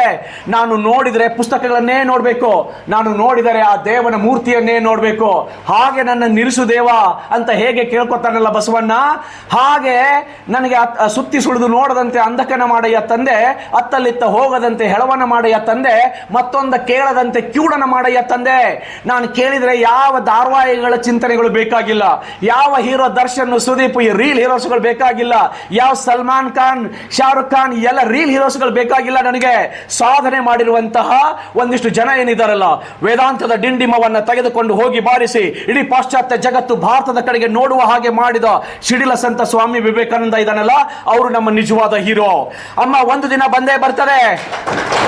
ಅಮ್ಮ, ಒಂದು ದಿನ ಬಂದೇ ಬರ್ತದೆ. ಈ ದೇಶ ಸ್ವಾತಂತ್ರ್ಯವನ್ನ ಪಡೆದೇ ತೀರುತ್ತೆ.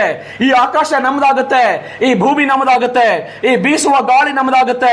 ಸ್ವಾತಂತ್ರ್ಯಕ್ಕಾಗಿ ಹೋರಾಡಿ ತಮ್ಮ ಪ್ರಾಣವನ್ನೇ ಬಲಿಗೊಟ್ಟ ನನ್ನಂತವರ ಸಮಾಧಿಗಳ ಮೇಲೆ ಜನ ಬಂದು ಹೂ ಹಾಕಿ ಜಾತ್ರೆ ಮಾಡ್ತಾರೆ. ಅಮ್ಮ, ಆ ದಿನ ಬಂದೇ ಬರ್ತದೆ ಅಂತ ಹೇಳಿ ನಗು ನಗುತ್ತಾ ಆ ಉರುಳಿಗೆ ಕೊರಳನ್ನ ಒಡ್ಡಿ ಹುತಾತ್ಮನಾದ ಭಾರತ ಮಾತೆಯ ಬಂಟ ಮಗ ಭಗತ್ ಸಿಂಗ್ ಇದಾರಲ್ಲ, ಅವರು ನಿಜವಾದ ಹೀರೋಗಳು.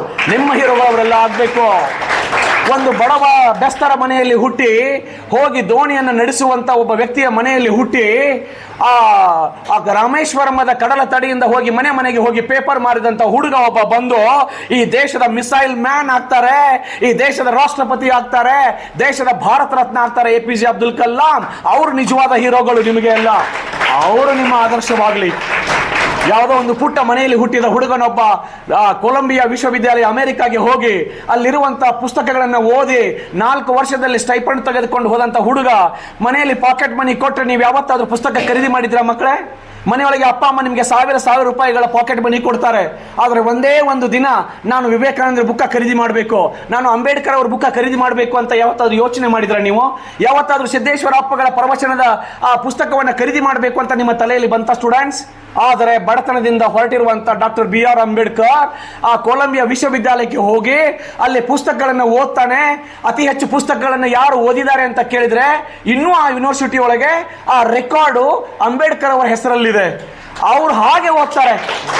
ಒಂದು ಹೊತ್ತಿನ ಊಟವನ್ನ ಬಿಟ್ಟು ಆ ಬ್ರೆಡ್ ಅನ್ನ ತಿಂದು ಪುಸ್ತಕ ಖರೀದಿ ಮಾಡ್ತಾರೆ. ಸ್ಟೂಡೆಂಟ್ಸ್, ನೀವು ಪುಸ್ತಕ ಖರೀದಿ ಮಾಡುವಂತವರಾಗಬೇಕು, ಓದಬೇಕು ನೀವುಗಳೆಲ್ಲ.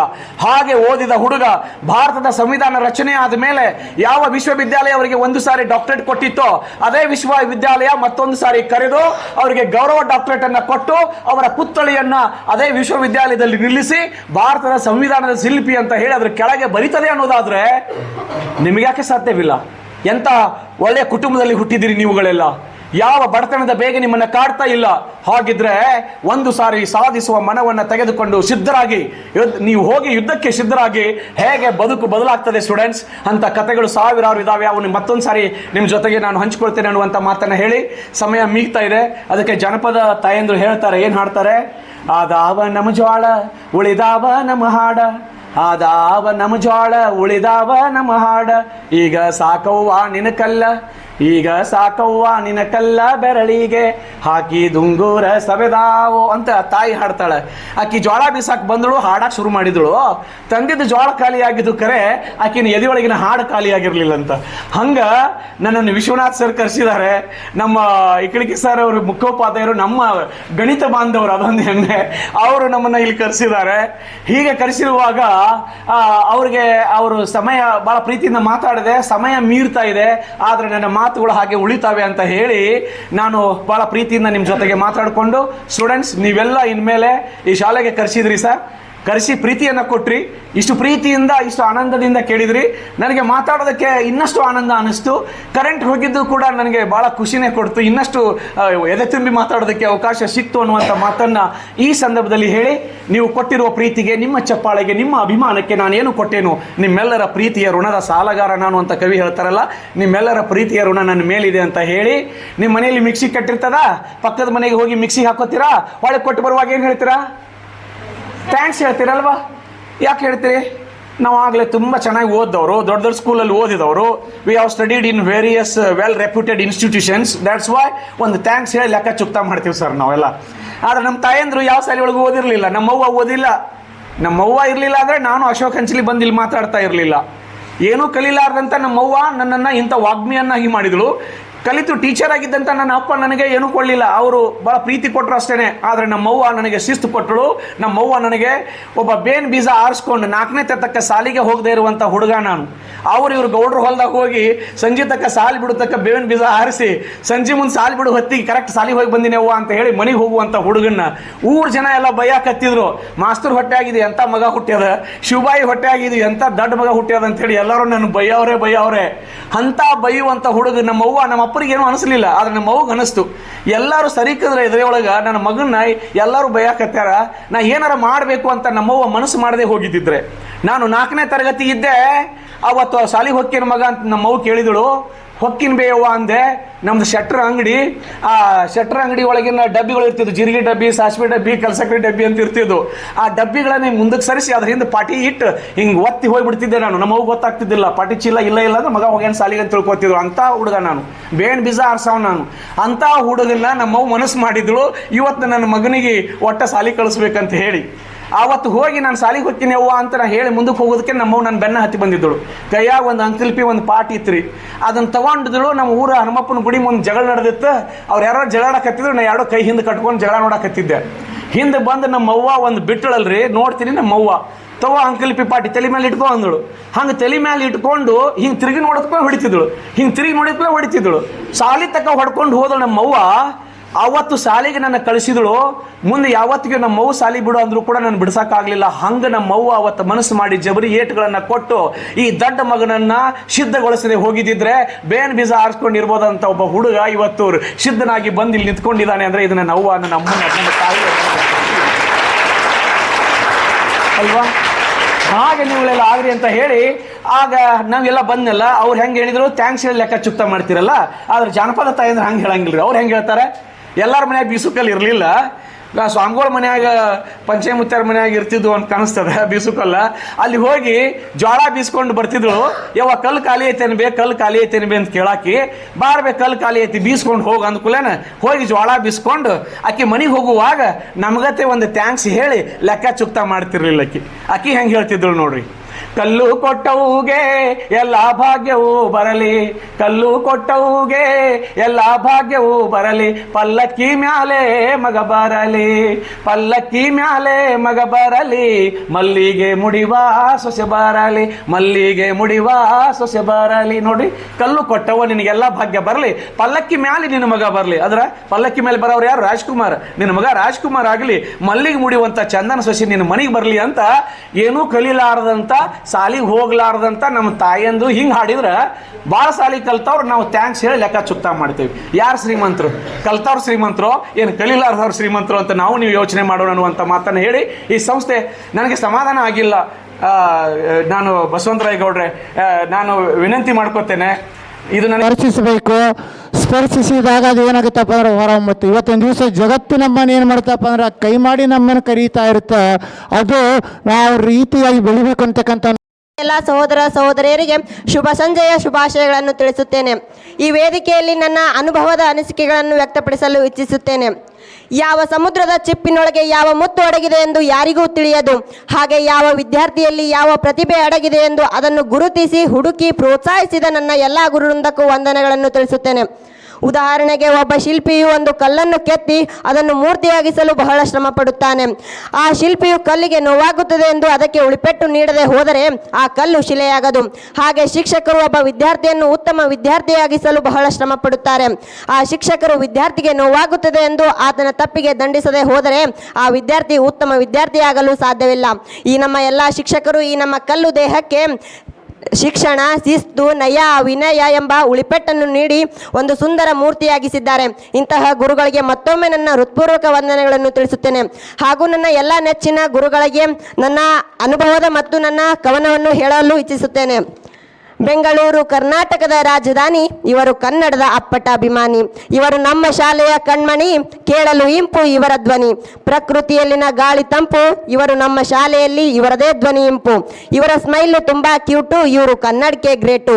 ಇವರೇ ನಮ್ಮ ಅಚ್ಚುಮೆಚ್ಚಿನ ಕನ್ನಡ ಟೀಚರು. ಇವರೊಂಥರ ಡಿಫ್ರೆಂಟು.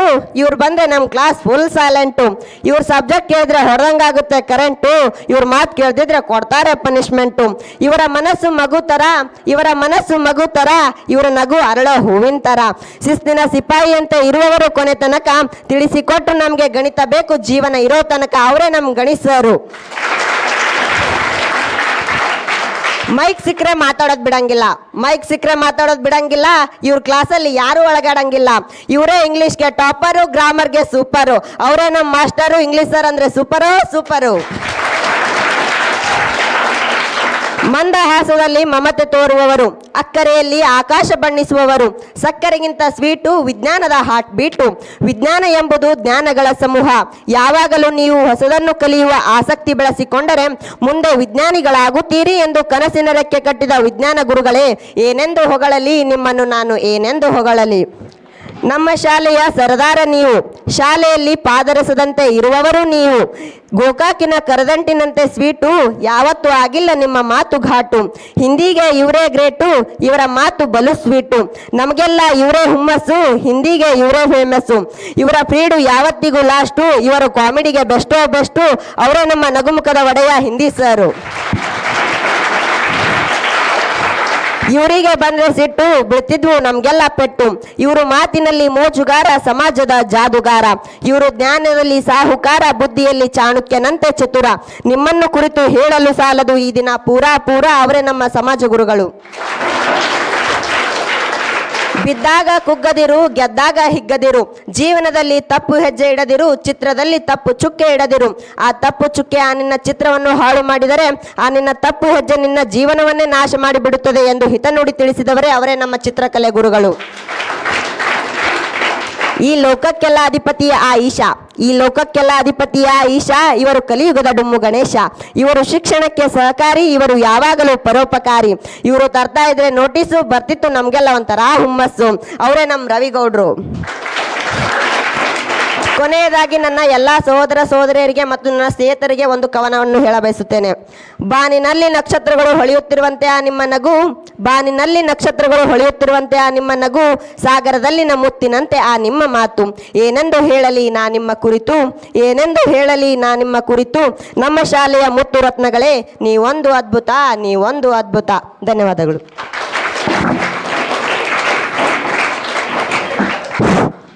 ತನ್ನದೇ ಆದಂಥ ಒಂದು ಕವನಗಳ ಮೂಲಕ ಎಲ್ಲ ಶಿಕ್ಷಕರನ್ನು ವರ್ಣಿಸಿದಂಥ ಮುದ್ದು ವಿದ್ಯಾರ್ಥಿಯಾದಂಥ ಸಾಲುಟಿಗೆ ಆತನಿಗೆ ಧನ್ಯವಾದಗಳು.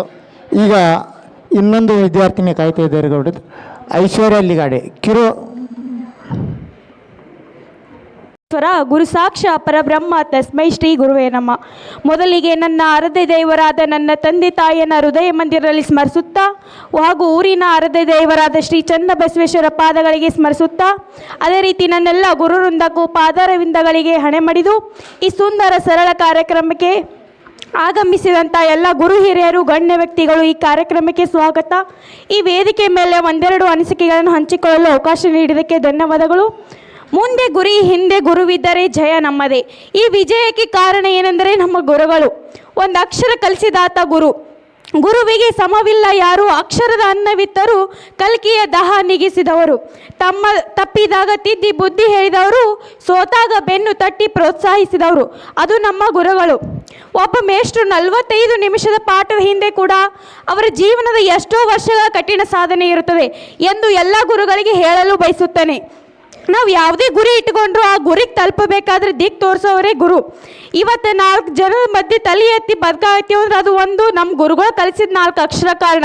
ಏನಂದ್ರೆ ದೊಡ್ಡವ್ರು ಅವರಿಗಂತೂ ಒಂದು ಮಾತು ಹೇಳ್ಕೊತ ಬಂದಾರೆ, ನಾವು ಜೀವನದಾಗ ಯಾರಿಗೆ ಬೇಕಾದರೂ ಮರೆಯಬಹುದು, ನಮ್ಮ ಕಲಿಸಿದ ಗುರುಗಳಿಗೂ ಯಾವತ್ತೂ ಮರೆಯೋಕ್ಕಾಗಲ್ಲತ್ತೆ. ಗುರು ಎಂದರೆ ಕೇವಲ ಪಾಠ ಹೇಳುವವರಲ್ಲ, ಅವರು ನಮ್ಮ ಜೀವನಕ್ಕೆ ರೂಪ ಕೊಡುವ ಶಿಲ್ಪಿಗಳು.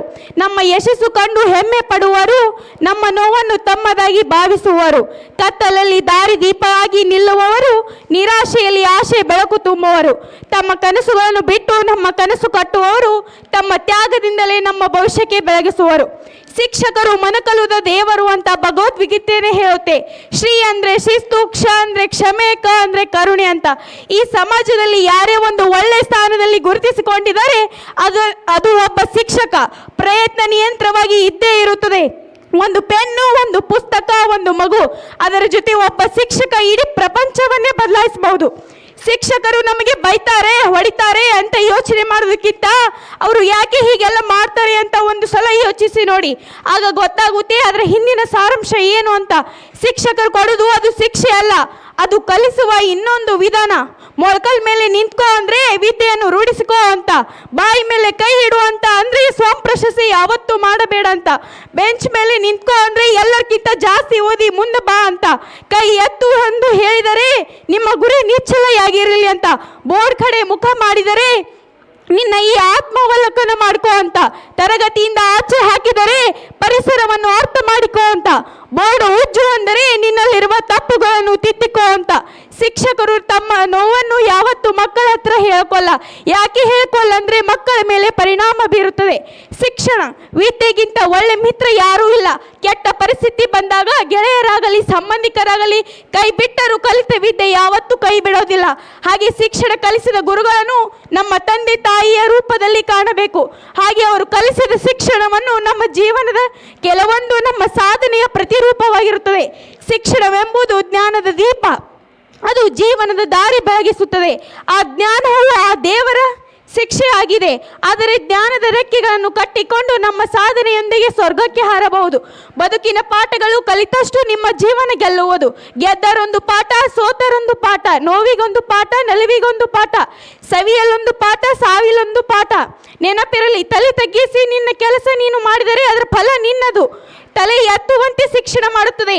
ಯಾವತ್ತು ಕಲಿಯುವುದನ್ನು ನಿಲ್ಲಿಸಬೇಡಿ, ಏಕೆಂದರೆ ಜೀವನ ಎಂದಿಗೂ ಕಲಿಸುವುದನ್ನು ನಿಲ್ಲಿಸುವುದಿಲ್ಲ. ಶ್ರೀ ಸಿದ್ದೇಶ್ವರ ಸ್ವಾಮೀಜಿಯವರು ಒಂದು ಮಾತು ಹೇಳ್ತಾರೆ, ಶಿಕ್ಷಣದ ಅರ್ಥ ಕೇವಲ ಪುಸ್ತಕ ಓದುವುದಲ್ಲ, ಒಬ್ಬ ಮನುಷ್ಯ ಇನ್ನೊಬ್ಬ ಮನುಷ್ಯನನ್ನು ಗೌರವದಿಂದ ನೋಡುವುದನ್ನು ಕಲಿಸಿದಾಗಲೇ ಅದು ನಿಜವಾದ ಶಿಕ್ಷಣವಾಗುತ್ತದೆ. ತಾಯಿಯಿಂದ ಉಸಿರು ಬರುತ್ತದೆ, ತಂದೆಯಿಂದ ಹೆಸರು ಬರುತ್ತೆ, ಆದರೆ ಒಬ್ಬ ಗುರುವಿನಿಂದ ಉಸಿರಿರುವ ಹೆಸರು ಮತ್ತು ವಿದ್ಯೆ ಬರುತ್ತದೆ. ಶಾಲೆಗೆ ಹೋಗುವಾಗ ಪ್ರತಿದಿನ ಅನಿಸೋದು ಇದೆಲ್ಲ ಯಾವಾಗ ಮುಗಿದು ನಾವು ನೆಮ್ಮದಿ ಯಾವಾಗ ಇರ್ತೀವಿ ಅಂತ. ಆದರೆ ಇವತ್ತು ಅದೇ ಶಾಲೆನ ನೋಡಿ ಯಾಕೆ ಇಷ್ಟು ಬೇಗ ನಮ್ಮ ಬಾಲ್ಯ ಮುಗಿಯಿತು ಅಂತ ಅದಕ್ಕೆ ಹೇಳೋದು student life is golden life. ಹಸು ಊಟ ಮಾಡುವವರೆಗೂ, ನೋವು ಮುಲ ಮುಚ್ಚುವವರೆಗೂ, ಹಣ ಖರ್ಚು ಮಾಡುವವರೆಗೂ, ಆದರೆ ಒಬ್ಬ ಗುರು ಆ ಗುರುವಿನ ಜೀವನದ ಕೊನೆಯವರೆಗೂ, ಗಂಗೆ ನೀರಿನ ಸಿಹಿ ರುಚಿ ಕೂಡ ಸಮುದ್ರ ತಲುಪುವವರೆಗೂ ಅಷ್ಟೇ. ಆಮೇಲೆ ಉಪ್ಪು ಆದರೆ ನಮ್ಮಲ್ಲಿ ಕನಸನ್ನು ಹುಟ್ಟಿ ಹಾಕಿ ಆ ಕನಸನ್ನು ಸಿಂಹನಿಟ್ಟು ದಾರಿ ತೋರಿಸಿ ನಮ್ಮ ವ್ಯಕ್ತಿತ್ವವನ್ನು ರೂಪಿಸುವ ಗುರು ನಮ್ಮ ಮಾತುಗಳಲ್ಲಿ, ನಮ್ಮ ನಡವಳಿಕೆಯಲ್ಲಿ, ನಮ್ಮ ಪ್ರತಿಯೊಂದು ಕ್ರಿಯೆಯಲ್ಲಿ ಜೀವಂತವಾಗಿರುತ್ತದೆ ಕೊನೆಯವರೆಗೂ. ಪವಿತ್ರವಾದಂಥ ಹುದ್ದೆ ಅಂದರೆ ಅದು ಶಿಕ್ಷಕ ಹುದ್ದೆ. ಏಕೆಂದರೆ ಸಮಾಜದಲ್ಲಿ ಇಂಜಿನಿಯರ್ ತಪ್ಪು ಮಾಡಿದ್ರೆ ಒಂದು ಬಿಲ್ಡಿಂಗ್ ಅನ್ನು ಬೀಳಬಹುದು, ಒಬ್ಬ ಡಾಕ್ಟರ್ ತಪ್ಪು ಮಾಡಿದ್ರೆ 10-15 ರೋಗಿಗಳು ಸಾಯಬಹುದು, ಒಬ್ಬ ಕಂಡಕ್ಟರ್ ಡ್ರೈವರ್ ತಪ್ಪು ಮಾಡಿದ್ರೆ ಒಂದು ಬಸ್ ಉಳ್ಳಬಹುದು. ಆದರೆ ಒಬ್ಬ ಶಿಕ್ಷಕ ಸಮಾಜದಲ್ಲಿ ಏನಾದರೂ ಕಪ್ಪು ಚುಕ್ಕಿ ಇಟ್ಕೊಂಡು ಸಮಾಜದಲ್ಲಿ ಏನಾದರೂ ತಪ್ಪು ಕ್ರಮಗಳನ್ನು ಕೈಗೊಂಡರೆ ಇಡೀ ಒಂದು ಪೀಳಿಗೆ ಹಾಳಾಗುತ್ತದೆ ಎಂದು ಆ ದೊಡ್ಡ ಪವಿತ್ರವಾದಂಥ ಹುದ್ದೆ ಅಂದರೆ ಅದು ಶಿಕ್ಷಕ ಹುದ್ದೆ. ನಾವೆಲ್ಲರೂ ಈ ಶಾಲೆಯಲ್ಲಿ ಉತ್ತಮವಾದ ಶಿಕ್ಷಣವನ್ನು ನೀಡಿದ್ದಾರೆ. ಅದ್ರ ಬಗ್ಗೆ ನನಗೆ ಹೆಂಗೆ ಹೇಳಬೇಕಂತ ಗೊತ್ತಾಗ್ತಿಲ್ಲ. ಯಾಕಂದರೆ ಅಷ್ಟು ಎಲ್ಲ ಶಿಕ್ಷಕರು ಮನಮುಟ್ಟುವಂತೆ ನಮಗೆ ಎಲ್ಲವನ್ನು ಹೇಳಿಕೊಟ್ಟಿದ್ದಾರೆ. ಗಣಿತ ಸರ್ ಬಗ್ಗೆ ಹೇಳುವುದಾದರೆ ಇವರು ನಮ್ಮ ಮುಖ್ಯೋಪಾಧ್ಯಾಯರು ಆಗಿದ್ರು ಸಹ ಅವರು ನಮ್ಮಗಳ ಜೊತೆ ಅತಿ ಹೆಚ್ಚು ಸಮಯವನ್ನು ಕಳೆದಿದ್ದಾರೆ. ಎಲ್ಲರಿಗೂ ಕ್ಲಾಸ್ಗಳನ್ನು ತೆಗೆದುಕೊಳ್ಳುವುದರ ಜೊತೆಗೆ ಗ್ರೂಪ್ ಡಿಸ್ಕಸ್ ಮಾಡಿಸ್ತಾ ಇದ್ರು ಅವರು. ಅಂತ ಅಷ್ಟೇ ಅಲ್ಲ, ಎಲ್ಲ ವಿಷಯದ ಗುರುಗಳು ಮತ್ತು ಮೇಡಮ್ ಅವರು ಸಹ ನಮಗೆಲ್ಲ ಸಹಾಯ ಆಗುವಂತೆ ಒಂದು ಗ್ರೂಪ್ ಅನ್ನು ಮಾಡ್ತಾ ಇದ್ರು. ಅದರಲ್ಲಿ ಒಬ್ಬರು ಜಾಣ ವಿದ್ಯಾರ್ಥಿಗಳು ಇದ್ದರೆ, ಇನ್ನೂ ಸ್ವಲ್ಪ ಜನ ಮೀಡಿಯಂ ಇರೋರು. ಹಾಗೆ ಹೀಗೆ ಮಾಡೋದ್ರಿಂದ ಎಲ್ಲರೂ ಸಹ ಚೆನ್ನಾಗಿ ಅಭ್ಯಾಸವನ್ನು ಮಾಡ್ತಾರೆ ಅನ್ನೋ ದೃಷ್ಟಿಯಿಂದ ಇದರಿಂದ ನಮಗೆ ತುಂಬ ಹೆಲ್ಪ್ ಆಗ್ತಾ ಇತ್ತು. ಎಲ್ಲ ಸ್ನೇಹಿತರು ಕಲಿಸುವ ಮತ್ತು ಕಲಿಯುವ ಅವಕಾಶವು ಇಲ್ಲಿ ಸಿಗ್ತಾ ಇತ್ತು. ಅದೇ ರೀತಿ ಮೇಡಮ್ ಅವರು ಸಹ ನಮಗೆಲ್ಲ ಸೆಮಿನಾರ್ಗಳನ್ನು ಮಾಡೋಕ್ಕೆ ಹೇಳ್ತಾ ಇದ್ರು. ಮತ್ತೆ ಸಮಾಜ ವಿಜ್ಞಾನ ಬಗ್ಗೆ ಹೇಳುವುದಾದರೆ ಮಾಳ್ಗೆ ಸರು ಕ್ವಿಜ್ ಕಾಂಪಿಟೇಷನ್ ಇಡ್ತಾ ಇದ್ರು. ಇದರಿಂದ ಪರೀಕ್ಷೆಗೆ ಸಹಾಯ ಆಗಲಿ ಅಂತ. ಇಂಗ್ಲಿಷಲ್ಲಿ ನಾವು ಸ್ವಲ್ಪ ವೀಕ್ ಅದೀವಿ ಅಂತ ನಮಗೆ ಲಾಲ್ಸರಿ ಸರು ಪದ್ಯಗಳನ್ನು ಕಂಠಪಾಠ ಮಾಡಿಸ್ತಾ ಇದ್ರು. ಅದನ್ನು ಅಷ್ಟೇ ಅಲ್ಲ, ಬಾಯ್ಪಾಟ್ ಮಾಡಿದ್ರೆ ಮರ್ತೋಗಿದ್ದೀವಿ ಅಂತ ಶಿಕ್ಷಕರು ಬಂದಾಗ ಗುಡ್ ಮಾರ್ನಿಂಗ್ ಆಫ್ಟರ್ನೂನ್ ಹೇಳಿದರೆ ನಮ್ಮ ಇಂಗ್ಲಿಷ್ ಸರ್ ಕ್ಲಾಸ್ ಮತ್ತು ಕನ್ನಡ ಮೇಡಮ್ ಕ್ಲಾಸಲ್ಲಿ ಬಂದರೆ ಪದ್ಯಗಳನ್ನು ಹೇಳ್ತಾ ಇದ್ವಿ. ಮೊದಲು ಹೇಳುವಾಗ ತುಂಬ ಬೇಜಾರಲ್ಲಿ ಹೇಳ್ತಾ ಇದ್ವಿ. ಮುಂದೆ ಮುಂದೆ ಖುಷಿ ಆಗ್ತಿತ್ತು. ಕಾರಣ ಏನಂದರೆ ಎಕ್ಸಾಮ್ಗೆ ಹೆಲ್ಪ್ ಆಗ್ತಾ ಇತ್ತು. ಅದೇ ರೀತಿಯಾದ ವಿಜ್ಞಾನ ಅವರು ಕ್ಲಾಸಲ್ಲಿ ಡ್ರಾಯಿಂಗ್ ಬಿಡಿಸೋದೇ ಒಂದು ಖುಷಿ. ರಂಗೋಲಿ ಮೂಲಕ ನಮಗೆ ವಿಜ್ಞಾನದ ಚಿತ್ರಗಳನ್ನು ಹೇಳ್ತಾ ಇದ್ರು. ಪರೀಕ್ಷೆಗೆ ಸಹಾಯ ಆಗಲಿ ಅಂತಾನೆ ಹಿಂದಿ ಸರ್ ಕ್ಲಾಸ್ ಬಂದರೆ ಅಂತೂ ತುಂಬ ಖುಷಿ. ಯಾಕಂದರೆ ಫ್ರೀ ಆಗಿ ಇರ್ತೀವಿ. ಹೇಳ್ತಾ ಹೋದರೆ ಹೇಳೋಕ್ಕೆ ತುಂಬ ನೆನಪುಗಳನ್ನು ಹೊತ್ತಿಕೊಂಡು ಹೋಗ್ತಾವೆ ಇದ್ದಿ. ಕೂಡುವುದು ಸಹಜ, ಅಗಲುವುದು ಅನಿವಾರ್ಯ ಎಂಬುದಂತೆ ನಾವು ಮುಂದಿನ ವಿದ್ಯಾಭ್ಯಾಸಕ್ಕಾಗಿ ಈ ಶಾಲೆಯನ್ನು ಬಿಟ್ಟು ಹೋಗುವ ಅನಿವಾರ್ಯವಾಗಿದೆ. ಒಂದು ಕಡೆ ಸಂತೋಷವಾದ, ಇನ್ನೊಂದು ಕಡೆ ಬಿಟ್ಟು ಹೋಗ್ತೀವಿ ಅಂತ ನೆನೆಸಿಕೊಂಡ್ರೆ ತುಂಬ ದುಃಖ ಆಗುತ್ತದೆ. ಎಲ್ಲ ನನ್ನ ಗುರುಗಳು ಮತ್ತು ಗುರುಮಾತೆಯರಿಗೂ ಹೃದಯಪೂರ್ವಕ ಧನ್ಯವಾದಗಳು. ನಾನಿದ್ದೀನಿ ಅಂಜಬೇಡ ಎಂದು ಧೈರ್ಯ ಹೇಳಿದ ನನ್ನ ಗುರುಗಳಿಗಾಗಿ ಈ ಹಾಡು. ಓ ನನ್ನ ಗುರುವೇ, ಓ ನನ್ನ ಗುರುವೇ, ಜ್ಞಾನವ ಕಲಿಸು ಬಾ. ದಡ್ಡಾನು ಕಲಿತಾನೆ, ಜಾಣಾನು ಆಗ್ತಾನೆ, ಎಲ್ಲೆಲ್ಲೂ ಜ್ಞಾನವ. ಅಕ್ಷರವ ಕಲಿತು ಗುರಿಯನ್ನು ಇಟ್ಟಿಲ್ಲ, ಕಂಡಿಲ್ಲ ಕನಸನು. ಜ್ಞಾನವ ತೋರಿ ಓದನ್ನು ಓದಿಲ್ಲ, ಕಂಡಿಲ್ಲ ಕನಸನು. ನನ್ನೆಲ್ಲ ನೋವ ಕಂಡು ಕಾರ್ಮೋಡವು ಕಣ್ಣೀರ ಸುರಿಸಿತೆ. ಆರಾರಿರಾರೋ ರಾರೋ ರಾರೋ ಆರಾರಿರಾರೋ. ಗುರುವಿನ ಸಂಬಂಧ ಜ್ಞಾನದ ಅನುಬಂಧ, ಕರೆಯಿತು ಕೈ ಬೀಸಿ ಹುಡುಕಿ ಬಂದೆ. ಜ್ಞಾನವು ಕೈಯೊಳಗೆ ಭಾವನ ಮನದೊಳಗೆ, ಸಿಲುಕಿದ ಜೀವಕ್ಕೆ ನೀನು ಕಂಡೆ. ನಾನಿನ್ನ ವಿದ್ಯಾರ್ಥಿ ಹಾಯಾಗಿರಿ ಎಂದೆ, ಕೈ ತಪ್ಪಿ ಹೋದರೆ ನೀನು ಜ್ಞಾನವೇ ಭಯವೆಂದೆ. ಓ ನನ್ನ ಗುರುವೇ, ಓ ನನ್ನ ಗುರುವೇ, ಜ್ಞಾನವ ಕಲಿಸು ಬಾ. ದಡ್ಡಾನು ಕಲಿತಾನೆ, ಜಾಣಾನು ಆಗ್ತಾನೆ, ಎಲ್ಲೆಲ್ಲೂ ಜ್ಞಾನವ. ಬಾಳೊಂದು ಅಕ್ಷರ ನೀನಲ್ಲೇ ಇಂಚರ, ನೀನು ಬಾಯ್ ತುಂಬ ವಿದ್ಯಾರ್ಥಿ ಅನ್ನೋದೇ ಸಾಕು, ಬದುಕು ಸಾರ್ಥಕ. ಓ ನನ್ನ ಗುರುವೇ, ಓ ನನ್ನ ಗುರುವೇ, ಜ್ಞಾನವ ಕಲಿಸು ಬಾ. ದಡ್ಡಾನು ಕಲಿತಾನೆ, ಜಾಣಾನು ಆಗ್ತಾನೆ, ಎಲ್ಲೆಲ್ಲೂ ಜ್ಞಾನವ. ಲೋಕಾನೆ ಮಲಗಿರುವಾಗ ಮೌನದಲ್ಲಿ ಅಭ್ಯಾಸ ಮಾಡುವ. ಆರಾರಿರಾರೋ ರಾರೋ ರಾರೋ ಆರಾರಿರಾರೋ ಆರಾರಿರಾರೋ ರಾರೋ ರಾರೋ ಆರಾರಿರಾರೋ. ಓ ನನ್ನ ಗುರುವೇ, ಓ ನನ್ನ ಗುರುವೇ, ಜ್ಞಾನವ ಕಲಿಸು ಬಾ. ದಡ್ಡಾನು ಕಲಿತಾನೆ, ಜಾಣಾನು ಆಗ್ತಾನೆ, ಎಲ್ಲೆಲ್ಲೂ ಜ್ಞಾನವ. ಶ್ರೀ ವಿವಾಯ್ ಪಾಟೀಲ್ ಪ್ರೌಢಶಾಲೆಯ SLC ವಿದ್ಯಾರ್ಥಿಗಳಿಗೆ ಶುಭ ಹಾರೈಕೆ ಕಾರ್ಯಕ್ರಮದ ಪಾವನ ಸಾನ್ನಿಧ್ಯವನ್ನು ವಹಿಸಿದಂಥ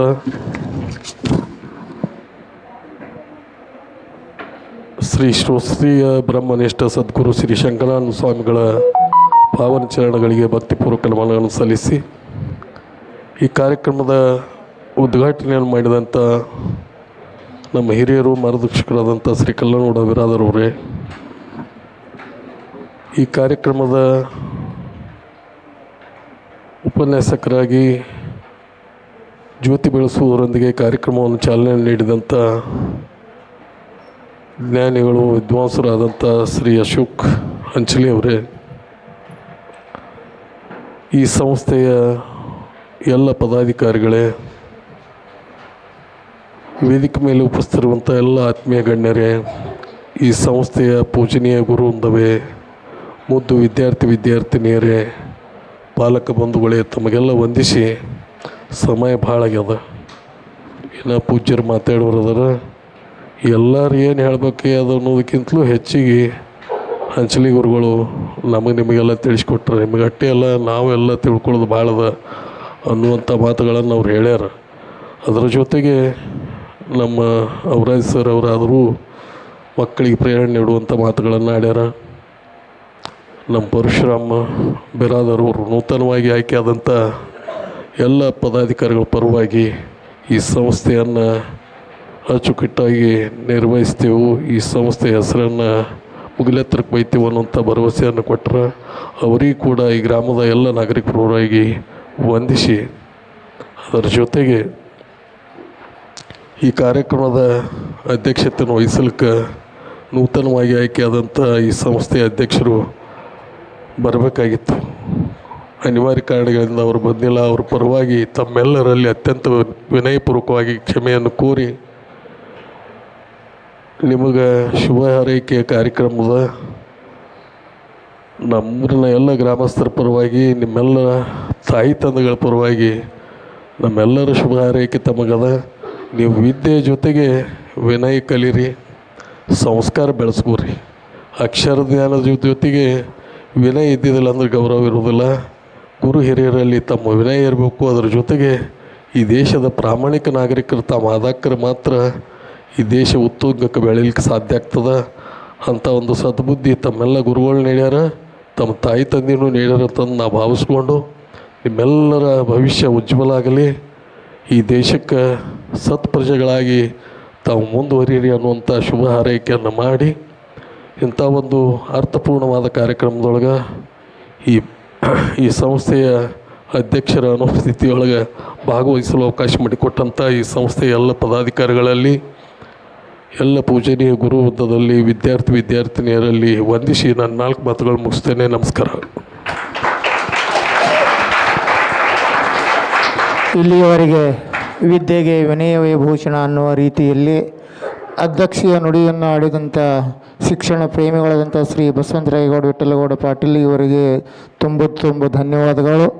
ಈಗ ಈ ಒಂದು ಕಾರ್ಯಕ್ರಮದ ದಿವ್ಯ ಸಾನ್ನಿಧ್ಯವನ್ನು ವಹಿಸಿದಂಥ ಸ್ತೋತ್ರೀಯ ಬ್ರಹ್ಮ ಸದ್ಗುರು ಶಂಕರಾನಂದ ಸ್ವಾಮೀಜಿಗಳು, ಶ್ರೀ ಸಿದ್ಧಾರೂಢ ತತ್ಸ್ವರೂಪರು ಲೋಕ ಕಲ್ಯಾಣ ಜನಕರಾದ ಪರಮ ಪೂಜ್ಯ ಶ್ರೋತ್ರೀಯ ಬ್ರಹ್ಮನಿಷ್ಠ ಸದ್ಗುರು ಬೀದರ್ ಅಪ್ಪಾಜಿಯವರ ಶ್ರೀಪಾದಗಳಲ್ಲಿ ಅನಂತ ಕೋಟಿ ನಮನ ಸಲ್ಲಿಸುತ್ತಾ, ಈ ಒಂದು ಕ್ಷೇತ್ರದ ಅಧಿದೇವತೆಯಾದ ಚನ್ನಬಸವೇಶ್ವರನ ಶ್ರೀಪಾದಗಳಲ್ಲಿ ಅನಂತ ನಮನಗಳನ್ನು ಸಲ್ಲಿಸುತ್ತಾ, ವೇದಿಕೆಯನ್ನು ಅಲಂಕರಿಸಿದ ನಮ್ಮವರೇ ಆದ ಬಹಳ ಸರಳ ಜೀವಿಗಳು, ಸರಳ ಹೃದಯ ಆದ ಬಸವಂತರಾಯಗೌಡ ಪಾಟೀಲ್ ಅವರಿಗೆ ಕೂಡ ಅನಂತ ನಮನ ಸಲ್ಲಿಸ್ತಾ, ಹಿರಿಯರಾದ ನಮ್ಮ ಮಾರ್ಗದರ್ಶಕರಾದ ಕಲ್ಲನಗೌಡ ಪಾಟೀಲ್ ಅವರಿಗೂ ಕೂಡ ಅನಂತ ಶರಣು ತಿಳಿಸುತ್ತಾ, ಹಾಗೂ ಇಲ್ಲಿವರೆಗೆ ಬಹು ಸುಂದರವಾಗಿ ನಿಮ್ಮೆಲ್ಲರೂ ಅವರು ಯಾವೂರವರಲ್ಲ, ನಮ್ಮ ಜಿಲ್ಲಾದವರೇ ಮತ್ತು ನಮ್ಮ ಊರಿನ ಪಕ್ಕದವರೇ ಅಂಥ ಒಂದು ಏನಪ್ಪ ಅಂದ್ರೆ ಅಶೋಕ್ ಹಂಚಲಿ ಸರ್ ಅವರು ಹೃದಯ ಸ್ಪರ್ಶ ಮಾತಾಡಿದಂಥ ಅವರಿಗೂ ಕೂಡ ಅನಂತ ನಮನಗಳು ಸಲ್ಲಿಸುತ್ತಾ, ಅವರಾಜ್ ಸರ್ ಅವರಿಗೂ ವೇದಿಕೆಯನ್ನು ಅಲಂಕರಿಸಿದ ಸರ್ವ ಗಣ್ಯ ಮಾನ್ಯರಿಗೂ ಕೂಡ ಅನಂತ ನಮಸ್ಕಾರಗಳು ತಿಳಿಸುತ್ತಾ,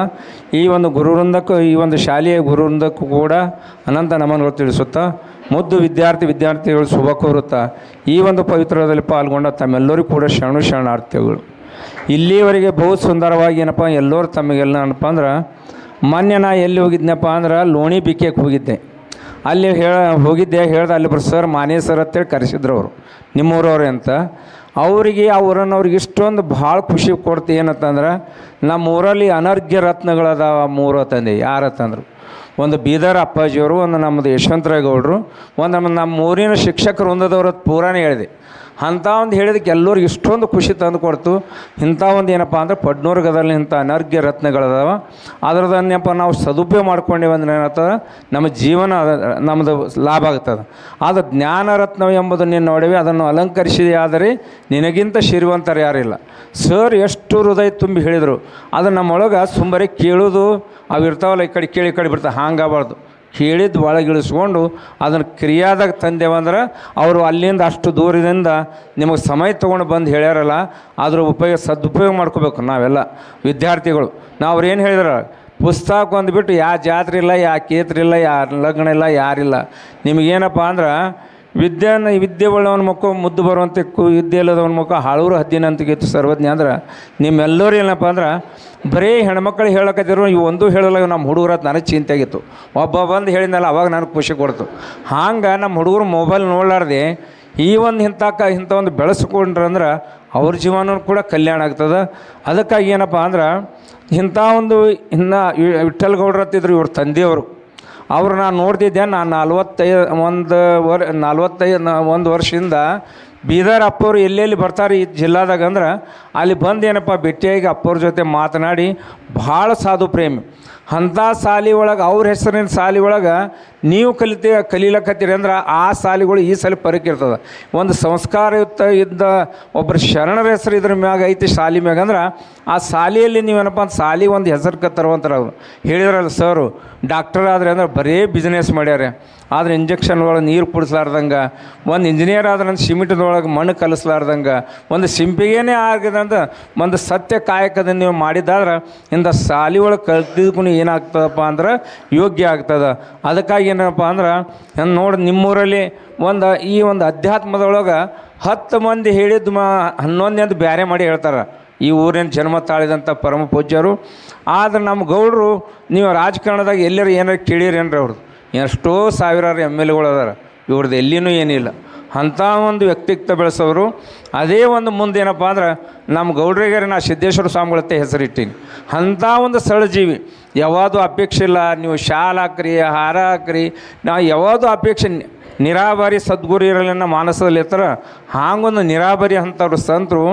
ಈ ಒಂದು ಏನಪ್ಪ ಅದು ಯಾರ ಸಂಸ್ಕಾರದಿಂದ, ವಿಠ್ಠಲಗೌಡರು ಒಂದು ಸಂಸ್ಕಾರದಿಂದ 2 ರತ್ನಗಳು ಅವರು ಅಲ್ಲಿ ಹೊಟ್ಟೆಯಲ್ಲಿ ಹುಟ್ಟಿದ್ದು ಅದ್ಭುತವಾದ ಅಂಥ ರತ್ನಗಳನ್ನು ನಾವು ಕೂಡ ಸದುಪಯೋಗ ಮಾಡ್ಕೋಬೇಕು.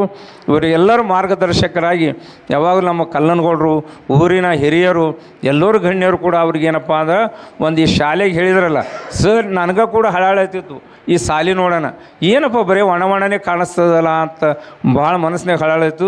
ಇವತ್ತೇನಪ್ಪ ನಮ್ಮ ಸರ್ ಏನು ಮಾಡಿದ್ರು ಅಂದ್ರೆ ಅದನ್ನು ಹೊರಗೆ ಹಾಕಿದ್ರು. ಅದಕ್ಕೇನಪ್ಪ ಅಂದ್ರೆ ಅದಕ್ಕಾಗಿ ಇವು ಶಾಲೆಗೆ ತಾವೆಲ್ಲರೂ ಊರಿನವರು ಒತ್ತು ಕೊಟ್ಟು ಅವರೊಬ್ಬರೇ ಗೌಡ್ರು ಮಾಡಲ್ಲ, ಅದು ನಂಗೆ ಹಿಂಗೆ ಅವ್ರು ಮಾಡಲ್ಲ. ನಾವೆಲ್ಲರೂ ಪ್ರಯತ್ನ ಮಾಡಬೇಕು, ನಮ್ಮ ಶಾಲೆ ಬೆಳಿಬೇಕು, ನಮ್ಮ ಮಕ್ಕಳಿಗೆ ಒಳ್ಳೆಯದಾಗಬೇಕು. ಇಂಥ ಸಂಸ್ಕಾರಯುಕ್ತ ಕಾರ್ಯಕ್ರಮ ಯಾವಾಗಲೂ ನಡೀತಿರ್ಬೇಕು.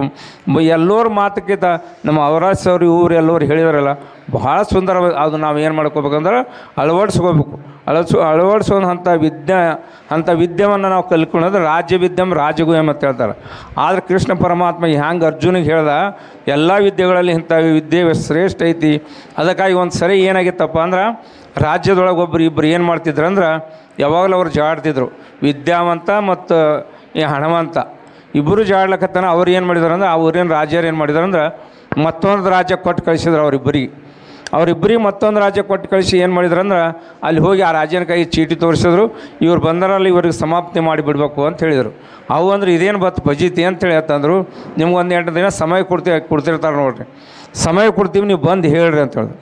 ಆದರೆ ಇಬ್ಬರು ಹೇಳಿದ್ರು, ಇದು ಹ್ಯಾಂಗೆ ಮಾಡೋದು, ಏನು ಮಾಡೋದು, ಮತ್ತು ನೀ ಭಾಳ ಹಣವಂತ ಇದ್ದೀನಿ ಅಂತಿದ್ದು, ಏನಾರು ಮಾಡಿ ಉಪಯೋಗ ಮಾಡಿ ಆ ಜೈಲರಿಗೆ ಏನಾರು ಕೊಟ್ಕಿಂದು ಹೋಗಮ್ಮ ನಡಿಯತ್ತಂದ. ಅವ್ರು ಹೇಳಿದರು, ನಿಲ್ಲಿ ಏನೋ ಹಣ ನಡೆಯಲ್ಲ, ವಸೂಲಿ ನಡೆಯಲ್ಲ ಅಂತ ಹೇಳಿದರು. ವಿದ್ಯಾವಂತ ಇದ್ನಲ್ಲ ಏನು ಮಾಡಿದಂದ್ರೆ ಅವನಿಗೆ ಹೇಳಿದು ಬಿಟ್ಟ ಜೈಲರ್ ಸಾಬ್ಗೆ, ಯಾವ ಊರಾಗ ನಾವು ಸಾಯ್ತೀವಿ ಆ ಊರಾಗ 12 ವರ್ಷ ಅಕಾಲ ಮೃತ್ಯು ಬರ್ತದೆ, ಮಳೆ ಬರೋದಿಲ್ಲ ಅಂತ ಅಂದಾಗ ಅವಂದ ಇವು ನಮ್ಮೂರಾಗ ಸತ್ತು ಅಂದ್ರೆ ಇಲ್ಲಿ 12 ವರ್ಷ ತನಕ ಮಳೆ ಬರೋಲ್ಲ, ಏನೂ ಆಗೋದಿಲ್ಲ. ಅದಕ್ಕಾಗಿ ಇವರು ಸುರಕ್ಷಿತವಾಗಿ ಅವ್ರು ಊರಿಗೆ ಬಿಟ್ಟು ಬರ್ರಿ ಅಂತ ಹೇಳಿದ್ರು. ಆವಾಗ ಯಾವುದು ಏನು ಕೆಲಸ ಕೊಡ್ತಂದ್ರೆ ನಮ್ಮ ವಿದ್ಯೆನೇ ಕೆಲಸ ಕೊಡ್ತು. ಅದಕ್ಕಾಗಿ ಏನಂದಪ್ಪ ಅಂದ್ರೆ ಒಳ್ಳೆಯ ಸಂಸ್ಕಾರ ಈ ಶಾಲೆಯಲ್ಲಿ ಕಲಿತು ತಾವೆಲ್ಲರೂ ಏನಪ್ಪ ಮಾತೃ ದೇವೋಭವ, ಪಿತೃ ದೇವೋಭವ, ಆಚಾರ್ಯ ದೇವೋಭವ, ಗುರು ದೇವೋಭವ ಅಂಥೇಳಿ ನಾವು ಎಷ್ಟೋ 40-50 ವರ್ಷದಿಂದ ಶಾಲೆ ಕಲಿತದ್ದು ಈಗಾದರೂ ಗುರುಗಳು ಅಷ್ಟೊಂದು ಪ್ರೀತಿ ಮಾಡ್ತಾರೆ. ಆ ಒಂದು ಪ್ರೀತಿಯನ್ನು ಕಾಯ್ದುಕೊಂಡು ಈ ಶಾಲೆಗೆ ಹೆಸರು ತೊಗೊಂಬರ್ರಿ, ಈಗ ನಿಮ್ಮ ಗುರುಗಳಿಗೂ ಹೆಸರು ತೊಗೊಂಬರ್ರಿ. ಅಲ್ಲಿಂದ ದೂರದಿಂದ ಬಂದಂಥ ಅಶೋಕ್ ಸರ್ ಅಂಚಲಿಯವರೇನು ಬಂದು ಇಲ್ಲಿ ಹೇಳಿದ್ರಲ್ಲ, ಅವರಿಗೂ ಕೂಡ ಏನಪ್ಪ ಅಂದ್ರೆ ಭಾಳ ಸಂತೋಷದಿಂದ ಹೃದಯದಿಂದ ಮಾತಾಡ್ಯಾರವರು. ಅಂಥ ಮಾತುಗಳನ್ನು ನೀವು ಅಳವಡಿಸಿಕೊಂಡು ಇಂಥ ಒಂದು ಶಾಲೆಗೆ ಹೆಸರು ತರುವಂಥ ಮಕ್ಕಳಾಗಬೇಕು. ನಮ್ಮ ಶಾಲೆಗೆ ಒಂದಿನ ಭಾಳ ಮಂದಿ ತಾವೆಲ್ಲ ಕೂಡ ಎಲ್ಲರಲ್ಲಿ ಒಳ್ಳೆ ಪ್ರಭೆ ಅದ. ಈ ಊರಿನ ಮಣ್ಣ, ಈ ಊರಿನ ನೆಲನೇ ಹಾಂಗಾದ. ಅದಕ್ಕಾಗಿ ತಾವೆಲ್ಲರೂ ಭಾಳ ಪುಣ್ಯವಂತರ ಅಂತೇಳಿ ತಮ್ಮೆಲ್ಲರಿಗೂ ಏನಪ್ಪ ಅಂದ್ರೆ ತಾವು ಒಳ್ಳೆಯವರನ್ನು ಆಗಿ ಈ ಒಂದು ಸಮಾಜಕ್ಕೆ ಒಳ್ಳೆಯ ಕೀರ್ತಿ ತರಬೇಕು, ಅವ್ರು ಹೇಳಿದ್ದು ಹಿಡ್ಕೋಬೇಕಂತೇಳಿ ತಮ್ಮೆಲ್ಲರಲ್ಲಿಯೂ ಕೂಡ ಪ್ರಾರ್ಥನೆ ಮಾಡಿದಂಥ ಕರೆಸಿದಂಥ ಎಲ್ಲರಿಗೂ ಪೂಜ್ಯರಿಗೂ ಗುರುಗಳಿಗೂ ಕೂಡ ನಮ್ಮ ಗೌಡರು ಅಪ್ಪವ್ರು ಕೇಳ್ರಿ ಅದಾರ ಅಂತಂದ್ರೆ ಭಾಳ ವಿನಯದಿಂದ ಅವ್ರು ಯಾರೇ ಜಗ್ಗಿ ಮಾತಾಡಿ ದೂರ ಹೋಗ್ಬಿಡ್ತಾರೆ ಅಂತ ನಮ್ಮ ಗೌಡರು. ಅದಕ್ಕಾಗಿ ಅಂಥವ್ರು ನಮಗೆ ಈ ಸಿಗೋದು ಕಠಿಣ ಅದ.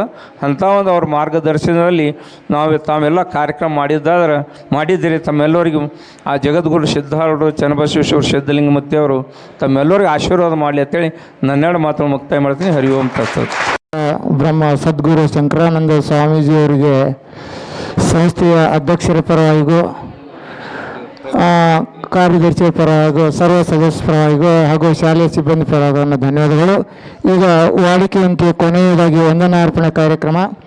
ಈ ಕಾರ್ಯಕ್ರಮವನ್ನು ನಮ್ಮ ಶಾಲೆಯ ಸಮಾಜ ಶಿಕ್ಷಕರಾದಂಥ AM ಮಾರ್ಗಿಗಳು ನಡೆಸಿಕೊಡ್ಬೇಕನ್ನು ಕೇಳ್ಕೊಳ್ತೇನೆ.